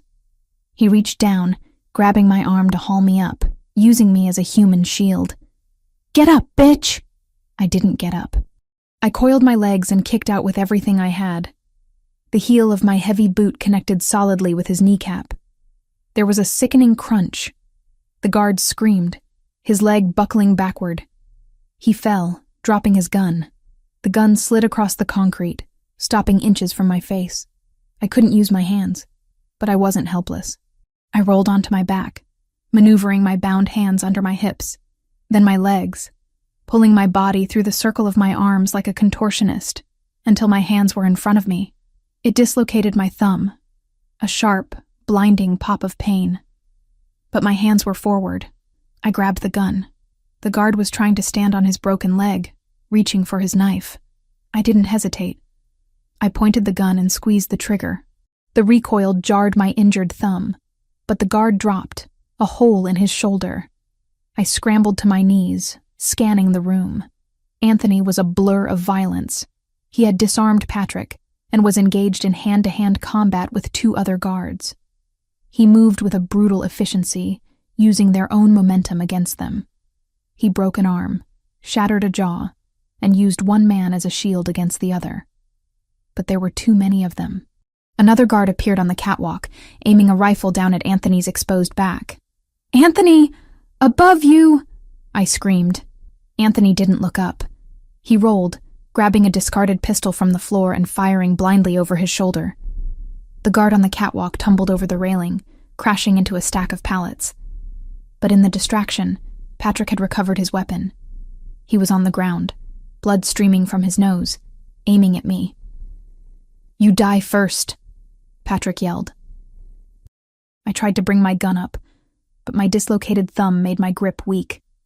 I wasn't going to be fast enough. A shadow moved in front of me. Anthony. He stepped into the line of fire just as Patrick pulled the trigger. The impact was audible, a wet, heavy thud. Anthony jerked back, his body shielding mine completely. "No!" I screamed. Anthony didn't fall. He didn't even stumble. He raised his own gun, his face a mask of cold fury, and fired once. Patrick O'Sullivan's head snapped back. He collapsed instantly, the threat extinguished. Silence slammed back into the room, ringing in my ears louder than the gunshots. Anthony stood there for a second, swaying slightly. A dark stain was spreading rapidly across the white shirt, just below his left shoulder. "Anthony!" I gasped, scrambling to my feet. I dropped the gun and reached for him. He turned to me. His face was pale, beads of sweat standing out on his forehead. But his eyes were clear. He looked at me, scanning for injuries again. "Are you hurt?" he asked. His voice was rough, strained. "Am I hurt?" I choked out a hysterical laugh. "You've been shot. Through and through." He dismissed, though he flinched when he moved his arm. "Missed the bone. I've had worse shaving." He looked around the room. The O'Sullivan guards were either dead or incapacitated. His own men were securing the perimeter, moving with professional silence. Then, Anthony's gaze landed on the far corner.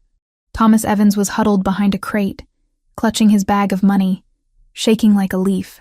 He had watched the whole thing, cowering while his daughter fought for her life. Anthony walked over to him. He moved slower now, the adrenaline fading, pain setting in. I followed him, my hands still bound in front of me with the zip ties. Thomas looked up. "Mr. Ravellini, I didn't know they would..." Anthony kicked the bag of money out of Thomas's hands. It slid across the floor, spilling bundles of cash into a puddle of oil. "Get up," Anthony ordered. Thomas scrambled to his feet, pressing his back against the wall. "Please, I helped you. I led you here." "You led her here," Anthony corrected.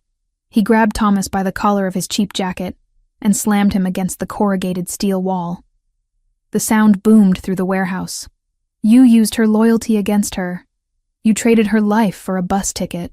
"I'm her father," Thomas wailed. "You are a donor," Anthony spat. "A biological accident." Anthony pulled a knife from his belt. Thomas shrieked, closing his eyes, but Anthony didn't stab him. He reached out and slashed the zip ties on my wrists. My hands fell free, throbbing. "Lucia," Anthony said, not looking away from my father. "This is your debt to clear. Tell me what to do." I looked at Thomas. I looked at the man who had raised me, who had gambled away my childhood, and who had finally tried to sell my future. I looked at the fear in his eyes. It wasn't fear of losing me. It was fear of pain. I felt nothing. The anger had burned out, leaving only cold ash. "Don't kill him," I said quietly. Thomas let out a sob of relief. "Oh, thank God. Thank you, Lucia. I knew you loved me. I'm not doing it for you." I cut him off. I stepped closer, cradling my injured hand. "I'm doing it for him." I nodded at Anthony. "I don't want your blood on his conscience. You aren't worth the stain on his soul." I looked at Anthony. "Exile him." Anthony nodded slowly. "Where?" "Nowhere nice," I said. "Alaska. Or maybe a rig in the North Sea. Somewhere cold, somewhere hard, somewhere without a casino." Anthony leaned in close to Thomas. "You heard her. You have 1 hour to leave the state. My men will escort you to the airport. You get a one-way ticket to Nome. If you ever set foot in New York again, if you ever call her, if you ever speak her name." Anthony pressed the knife blade against Thomas's cheek, drawing a single drop of blood. "I will peel you apart slowly." He let go. Thomas slid down the wall, weeping. He didn't look at me. He looked at the spilled money on the floor, mourning the loss of his payout. "Get him out of my sight," Anthony ordered his men. 2 guards grabbed Thomas and dragged him away. He didn't fight. He just hung limp, a broken man who had finally run out of luck. I watched him go. I didn't feel sad. I felt lighter. The anchor was finally cut. Lucia. I turned. Anthony was leaning heavily against a crate now, his hand pressed over the wound on his shoulder. Blood was seeping between his fingers, dark and alarming. "We need to get you to a doctor," I said, panic rising again. "The car," he grunted. "Medical kit. In the back." I grabbed his good arm, wrapping it around my shoulders to support him. He was heavy, dead weight, but I found strength I didn't know I had. We walked out of the warehouse, leaving the carnage behind us. The night air outside was crisp and clean. The rain had stopped. The black SUV was waiting, engine idling. I helped him into the back seat and climbed in after him. "Drive!" I yelled at the driver. "Fast!" The car peeled out of the lot. I immediately went for the medical kit under the seat. I popped the latches and pulled out gauze and pressure bandages. "This is going to hurt," I warned him, my hands shaking as I cut open his shirt. The wound was ugly, a ragged hole in the muscle, but the bleeding was steady, not spurting. No artery. "Do it," Anthony gritted out through clenched teeth. I pressed the gauze pad onto the wound. He groaned, his head falling back against the leather seat, his eyes squeezing shut. I applied pressure, leaning my weight onto his shoulder. "I'm sorry," I whispered, tears finally stinging my eyes. "I'm so sorry. I shouldn't have come." I walked right into it. Anthony opened his eyes. They were hazy with pain, but they locked onto mine with that familiar intensity. He reached up with his bloody hand and cupped the back of my neck, pulling me down until our foreheads touched. "You came," he rasped. "You came for me. I thought you were in trouble." "You were wrong," he said. A ghost of a smile touched his lips. "But you were brave. Stupid. Reckless. But brave." "I kicked a guy," I sniffled, a laugh bubbling up through the tears. "I saw," he murmured. "Excellent form." He shifted his grip, his fingers tangling in my hair. The smell of copper and gunpowder filled the small space between us. "You took a bullet for me," I said. "I told you," he whispered, his gaze dropping to my mouth. "I protect what is mine." "Is that what I am?" I asked.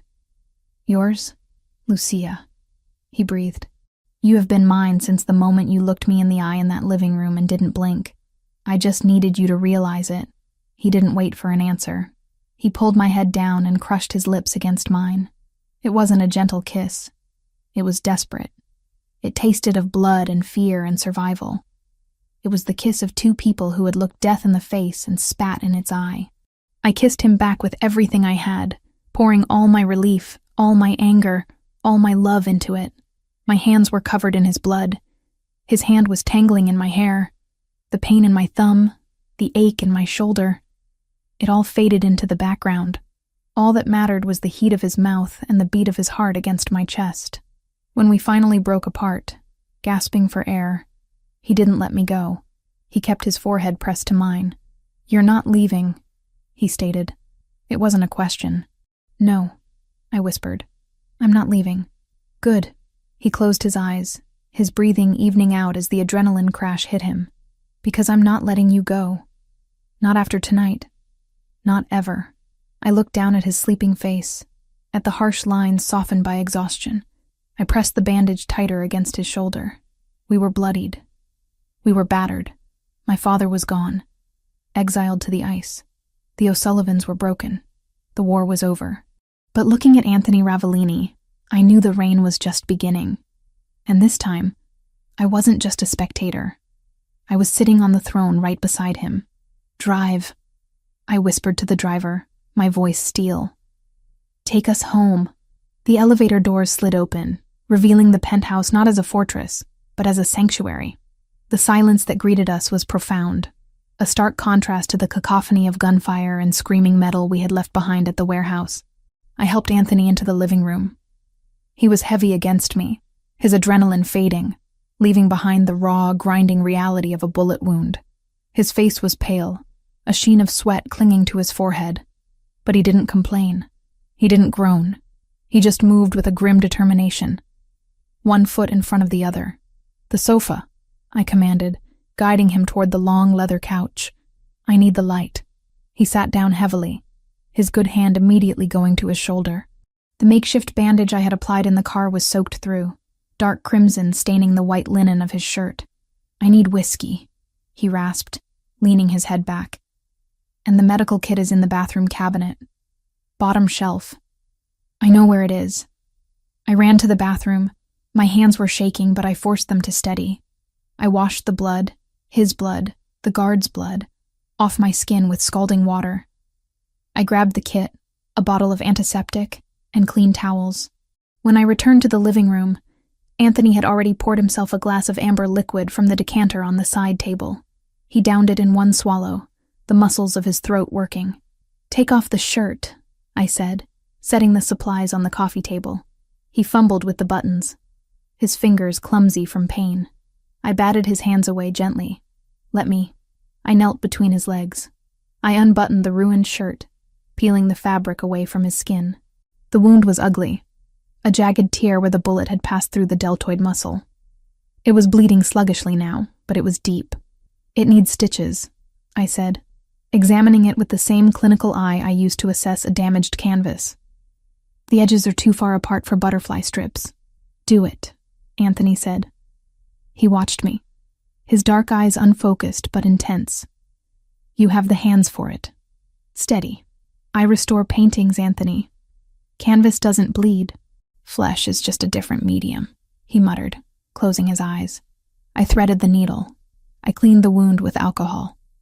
He hissed through his teeth, his body seizing up for a second before forcibly relaxing. I worked quickly. I didn't apologize for the pain. Apologies wouldn't close the hole. I focused on the task, treating his skin with reverence. Stitch, pull, knot. Stitch, pull, knot. The silence in the room was intimate, broken only by the sound of his breathing and the soft click of the scissors. When I tied the final knot and taped a sterile bandage over the area, I sat back on my heels, exhausted. "It's done," I whispered. Anthony opened his eyes. He looked at the bandage, then at me. He reached out with his good arm, his hand cupping my cheek. His thumb brushed over my lower lip, tracing the shape of it. "You saved me tonight," he said. His voice was low, stripped of all the bravado, all the power dynamics. "Not in the warehouse. Here. Now. You saved me first," I replied, leaning into his touch. "You stepped in front of a bullet. I would step in front of a train for you," he said simply. The air between us shifted. It wasn't just gratitude anymore. It was something heavier, hotter. The adrenaline that had kept us moving was transforming into a different kind of hunger. We had survived. We were alive. And the need to reaffirm that life, to feel it in every nerve ending, was overwhelming. "Lucia," he breathed, his gaze dropping to my lips. "Come here." I didn't hesitate. I stood up and straddled his lap, mindful of his injured shoulder. I wrapped my arms around his neck, burying my face in the curve of his throat.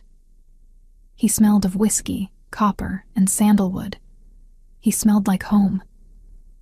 "I thought I lost you," I confessed against his skin. "When Patrick had the gun." "You will never lose me," Anthony swore, his hand tangled in my hair, pulling my head back so he could look at me. "I am a difficult man to kill, especially now that I have something to live for." He kissed me. This wasn't like the kiss in the car. That was desperate. This was deliberate. It was a claiming. It was a slow, burning fuse that ignited everything it touched. His lips were demanding, moving against mine with a possessive rhythm that made my toes curl. I opened to him, tasting the whiskey on his tongue, meeting his fire with my own. His hand slid down my back, finding the hem of my sweater. His touch was electric, searing through the cashmere. I helped him, pulling the sweater over my head, discarding it on the floor next to his bloody shirt. Skin on skin. The friction was intoxicating. I traced the muscles of his chest, avoiding the bandage, feeling the heavy thud of his heart beneath my palm. It was beating for me. "The contract," he murmured, breaking the kiss to look into my eyes. It's void. I know, I whispered. I'm not here because of a debt. Say it, he commanded. Tell me why you are here. Because I want you, I said, my voice trembling with the truth of it. Because I choose this. I choose you. He groaned, a sound torn from his chest, and pulled me closer. There were no more words. There was only the heat of the penthouse, the city lights watching from a distance, and the two of us, finally breaking down the last walls between us. It wasn't a transaction. It wasn't payment. It was a collision of two souls who had been forged in the fire and found they were made of the same steel. We moved together with a desperate, beautiful rhythm, erasing the violence of the night with the tenderness of the morning. I fell asleep in his arms, his good arm draped over me like a shield, the steady rise and fall of his chest, the only lullaby I needed. The morning sun didn't feel intrusive. It felt victorious. I woke up alone in the bed. For a moment, panic flared. Old habits die hard. But then I saw the note on the pillow. Meeting with the capos. 9 a.m., wear armor. I smiled. He hadn't left me behind. He was inviting me to the war room. I got up, my body aching in a pleasant, lingering way. I showered, scrubbing away the last remnants of the warehouse. I stood before the wardrobe, looking at the rows of clothes Anthony had bought for me. Wear armor. I pushed aside the dresses. Today wasn't a day for silk and flow. Today was a day for structure. I chose a pair of high-waisted black trousers, tailored to perfection. I paired them with a crisp white silk button-down shirt, tucking it in sharply. I added a black blazer with sharp shoulders, power dressing at its finest. No jewelry except the diamond earrings. Hair pulled back in a severe, sleek ponytail. I looked in the mirror. I didn't look like a mistress. I looked like a CEO. I looked like a Ravellini. I walked out of the room and headed toward the office. I could hear voices drifting down the hallway. Low, rumbling, masculine voices. Tension hung in the air like cigar smoke. The double doors to the office were closed. 2 guards stood outside. They saw me coming. They saw the way I walked, chin up, eyes forward. They didn't ask for ID. They stepped aside and opened the doors. I walked in. The room went silent. Around the long mahogany table sat the inner circle of the Ravellini crime family. 8 men. Hard men. Men with scars and expensive suits and outdated ideas about women. Anthony sat at the head of the table. His left arm was in a sling, hidden beneath his suit jacket, draped over his shoulder. He looked pale, but his eyes were alert, dangerous. He didn't look surprised to see me. He looked proud. "Gentlemen?" Anthony said, his voice cutting through the silence. "You all know Lucia. We know who she is. One of the capos, a man named Russo, no relation to the other family, grunted. He didn't look at me. He looked at Anthony. We heard what happened last night. We heard you took a bullet. For a girl. The disrespect was subtle, but it was there.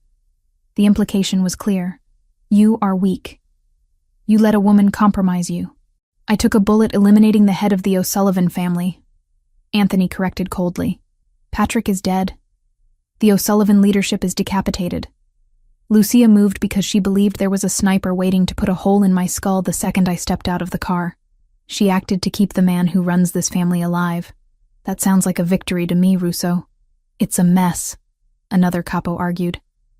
The streets are going to be chaos. The O'Sullivan fronts. Their money. It's all going to go underground. We missed the chance to seize their assets because we were too busy playing hero. This was my cue. I didn't ask for permission to speak. I walked to the head of the table, standing to Anthony's right. I placed a folder I had compiled from my mental notes onto the mahogany surface. You're wrong, I said. Every head snapped toward me. The audacity of a woman speaking in this room was unheard of. Excuse me? Russo scoffed. Anthony, get your pet under control. Anthony didn't move. He leaned back in his chair, gesturing to me. The floor is yours, Lucia. I turned my gaze on Russo. I didn't flinch. I looked him dead in the eye, using the same cold calculation I used to spot a fake signature. You think the O'Sullivan money is gone because you're looking for cash, I said, my voice steady and projecting to the back of the room. You're looking for duffel bags and safes. But the O'Sullivans didn't keep their wealth in cash. They kept it in assets. Shell companies. Art. Real estate. I opened the folder. It was empty of paper. But I didn't need notes. I had a photographic memory for value. Last night, I continued, pacing slowly down the length of the table. While I was in their warehouse, I saw their shipping manifests. I saw their inventory. So? Russo challenged. Junk. Not junk, I corrected. Leverage. The O'Sullivans were laundering money through a gallery in Chelsea, the Gilded Frame. They were buying high-end antiques at inflated prices to clean their drug money. I know this because I saw a shipment of 18th century French furniture sitting in that warehouse. That shipment alone is worth $3 million on the legitimate market. The room went quiet. $3 million got their attention. But more importantly, I said, turning back to face them, I know where the paper trail leads. Patrick O'Sullivan was sloppy. He was buying fakes to cut costs, thinking no one would notice. If we seize those assets, we don't just get the furniture. We get the proof of tax fraud for every shell company attached to those purchases. We can use that leverage to blackmail their remaining lieutenants into flipping to our side. I stopped at the foot of the table. You're worried about chaos in the streets? There won't be chaos. Because by noon today, we will own their supply chain, their laundering fronts, and their loyalty. We don't need to shoot our way into their territory. We just need to buy the mortgage on their house and evict them. I looked around the table. I can identify every fake asset they hold. I can tell you which accounts are vulnerable. I can double the family's liquid capital in 3 months without firing a single bullet. I placed my hands on the table, leaning forward slightly. Anthony didn't take a bullet for a girl, I said, my voice hard as diamond. He took a bullet to secure the greatest asset this family has ever acquired. Me. Silence stretched for 10 seconds. It was heavy, thick with calculation. Russo looked at me. He looked at the folder. Then he looked at Anthony. Is she serious? Russo asked. She spotted a fake Renoir from across the room that cost me $2 million. Anthony said, a smirk playing on his lips. She's deadly serious. Russo looked back at me. The sneer was gone, replaced by a grudging, greedy respect. $3 million in furniture? He asked. Conservative estimate, I replied. If we auction it in London, maybe 4. Russo nodded slowly. He tapped his knuckles on the table. All right, Russo said. I'm listening. One by one, the other capos nodded. The tension in the room broke. They weren't looking at me like a mistress anymore. They were looking at me like a money printer. I walked back to Anthony's side. I didn't sit down. I stood next to his chair, my hand resting lightly on the back of it, just inches from his shoulder. Any objections? Anthony asked, his voice final. No, boss. The table murmured in unison. Good, Anthony said. Then get to work. Lucia will provide the list of targets. You seize them. Dismissed. The men stood up, gathering their things, filing out of the room with a new energy. They had a plan. They had a future. When the last door closed, Anthony let out a long breath. He slumped slightly, the pain in his shoulder clearly taking its toll now that the performance was over. I turned to him immediately, crouching down by his chair. You should be resting, I scolded gently. I'm fine, he said, reaching out to take my hand. He brought it to his lips, kissing the knuckles. You were magnificent. I was terrified, I admitted. You didn't show it. You walked in here and owned the room. You owned them. I just spoke their language, I said. Greed, Anthony chuckled, then winced. Greed is useful, but loyalty is rare. He looked at me, his dark eyes searching mine. They accepted you, he said. Do you realize what that means? You aren't just on the periphery anymore. You are in the center. There is no going back to a normal life after this. You are a Ravellini now, in blood and in business. I know, I said. I thought about the antique shop, about the quiet life of poverty I had left behind. It felt like a dream from another lifetime. I looked at the man in front of me, wounded, dangerous, and looking at me with a love that terrified me in its intensity. I don't want a normal life, Anthony. I want this. I want us. Good, he whispered. Because I intend to keep you for a very long time." He pulled me up, guiding me to sit on his lap, careful of his sling. I rested my head on his good shoulder, looking out the massive glass window at the city below. The O'Sullivans were gone. My father was exiled. The Capos were in line. We had won. But as I watched the clouds drift over the skyline, I knew the game never truly ended. There would always be new enemies, new debts, new threats. But for the first time, I wasn't afraid of the future. Let them come. Let them try. They would find us ready. The king and his queen, sitting in their high tower, watching the world burn and rebuilding it in our own image. "Lucia?" Anthony murmured against my hair. "Yes, that furniture. Is it really worth $3 million?" I smiled against his neck. "Probably closer to 5, I whispered. "But I like to under-promise and over-deliver."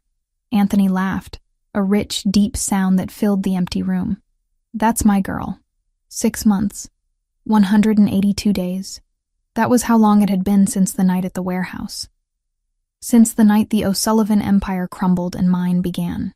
I stood in the center of the Ravellini Gallery's main showroom, surrounded by the quiet hum of extreme wealth. The space was cavernous, with polished concrete floors and stark white walls that made the art pop with almost violent intensity. Tonight was the opening of our Renaissance of Shadows exhibition, a curated collection of recovered 17th century Italian masterworks. Officially, I was the curator and director. Unofficially, I was the woman who had turned the Ravellini family's dirty money into a cultural institution so pristine that even the mayor was attending tonight. "Director Evans?" I turned. A young assistant, fresh out of Columbia and terrified of her own shadow, was holding a clipboard. "It's just Lucia, Sarah," I corrected gently, though I kept my posture rigid. "What is it?" The bidder for the Caravaggio. He's asking about the provenance documents. He says there's a gap in the ownership history between 1942 and 1946. I smiled. It was a practiced, shark-like smile I had learned from Anthony. "Tell Mr. Henderson that the gap exists because the painting was hidden in a monastery in Tuscany to protect it from the fascists." I lied smoothly.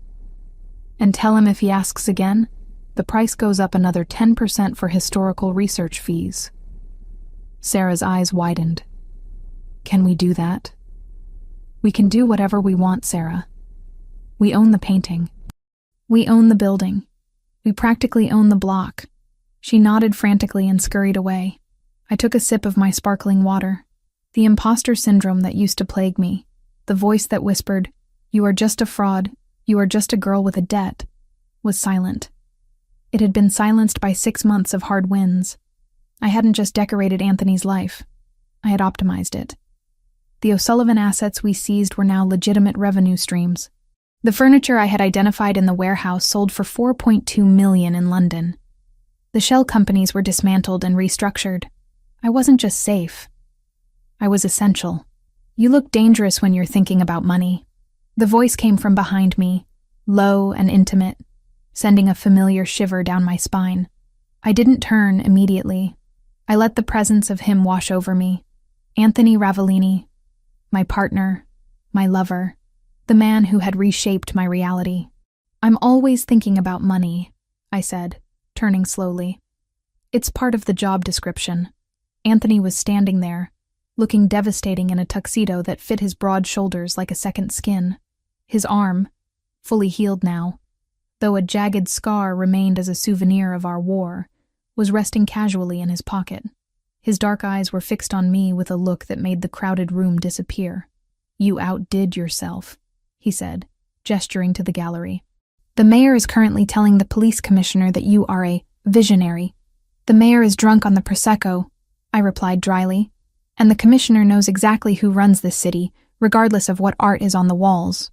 Anthony stepped closer, invading my personal space in that way he did, claiming me without touching me. "They fear you, Lucia. I saw the way Henderson looked at you. He was terrified to negotiate." "Good," I said. "Fear pays better than respect. Is that something I taught you?" "I'm a quick study." He chuckled, a rich sound that vibrated in his chest. He reached out, his fingers brushing the fabric of my dress. Tonight, I wore silver, a metallic, fluid silk that looked like poured mercury. It was cold, sharp, and undeniable. "Have you heard from the north?" I asked quietly, the code we used for my father. Anthony's expression hardened instantly.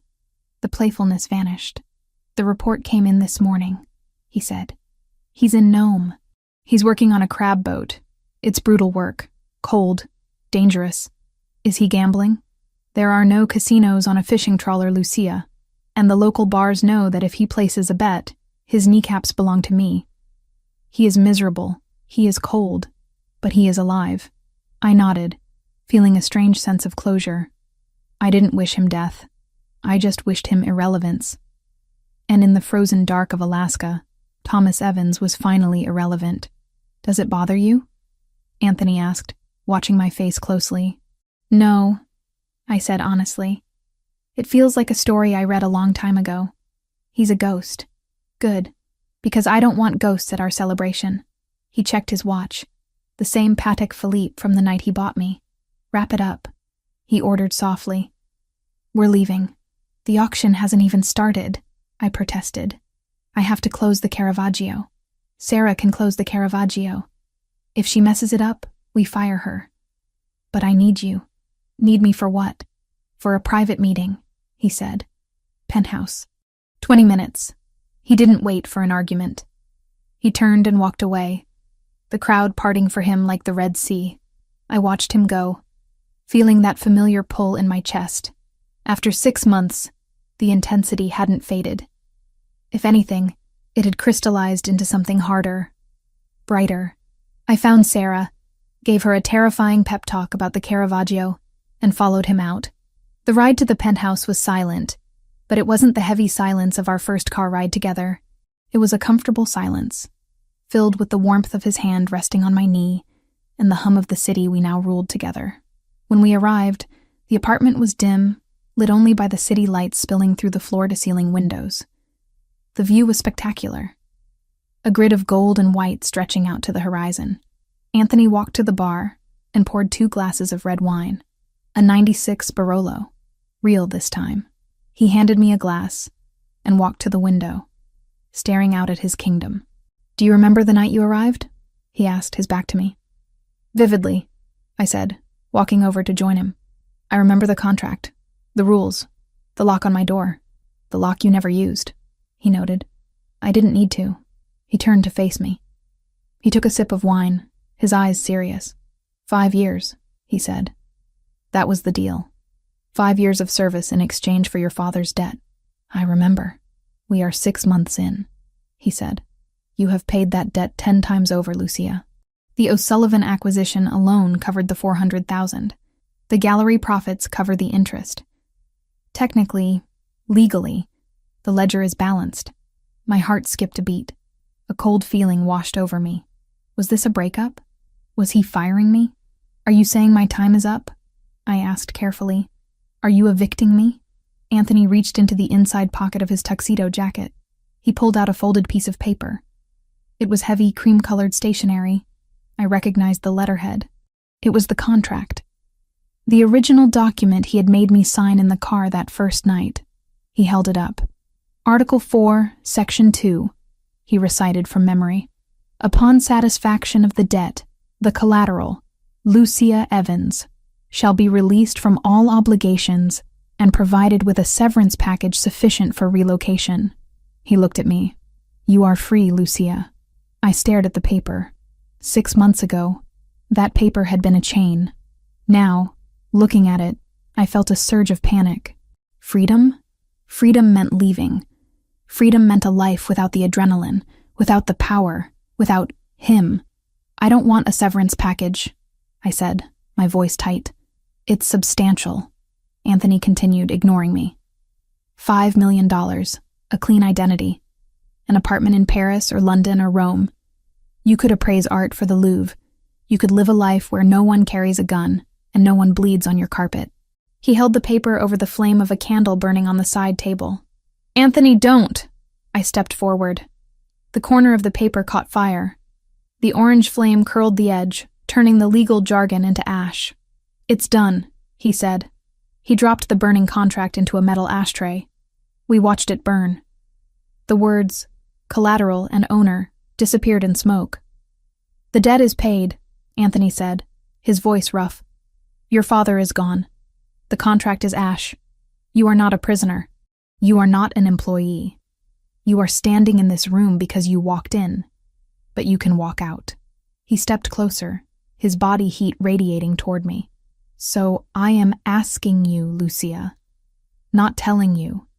Asking you." He looked vulnerable. For the first time since I had known him, the Mafia boss looked terrified. "Go to Paris," he whispered. "Be safe. Be normal. Find a man who doesn't have a target on his back." I looked at the ash in the tray. Then I looked at him. I set my wineglass down on the table with a sharp clink. "You're an idiot," I said.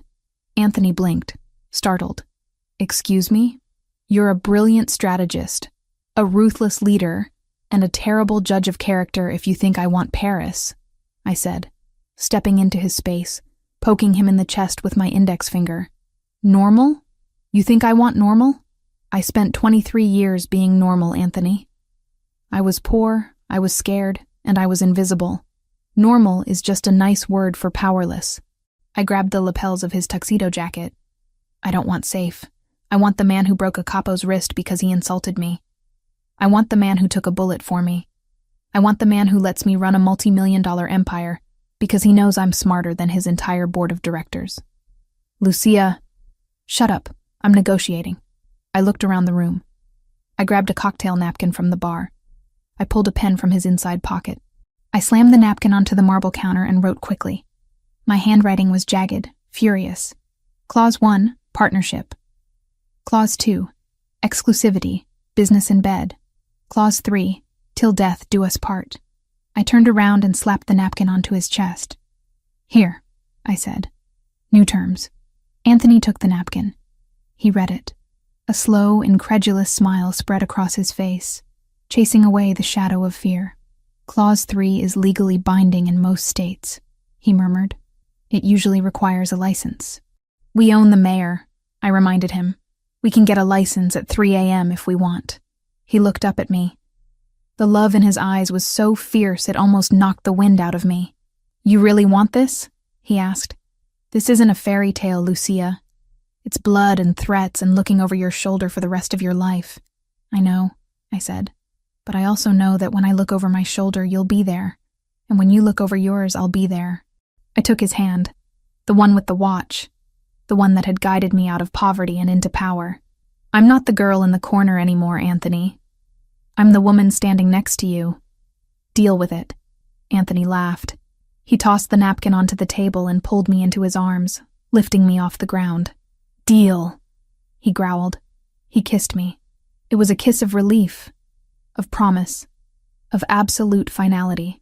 It sealed the new contract better than any notary could. "So," he said, setting me down but keeping his arms locked around my waist. "No Paris? Maybe for a weekend," I conceded. "We can go buy some more fake art." "I love you," he said. The words were simple, stark, and heavy. "I love you," I replied. "Now, are you going to keep talking, or are you going to show me why I signed that exclusivity clause?" Anthony's grin turned predatory. "Bedroom. Now." "Yes, boss." We walked toward the hallway, hand in hand. I glanced back one last time at the window. The city was still there, glowing and dangerous. Somewhere out there, new enemies were probably plotting. Somewhere, the ghost of my father was freezing. Somewhere the world was spinning on its axis of cruelty and chaos. But inside these walls, in the fortress we had built, there was order. There was loyalty. My father had cried that he had no money. He had pointed at me and said I would serve as payment. He was right, in a way. I was the payment. I was the price Anthony Ravellini paid to find his soul. And he was the reward I earned for surviving. The debt was settled. The books were closed. And as Anthony kicked the bedroom door shut behind us, locking the world out, I knew that for the first time in my life, I wasn't just surviving. I was winning. and the game was just getting started.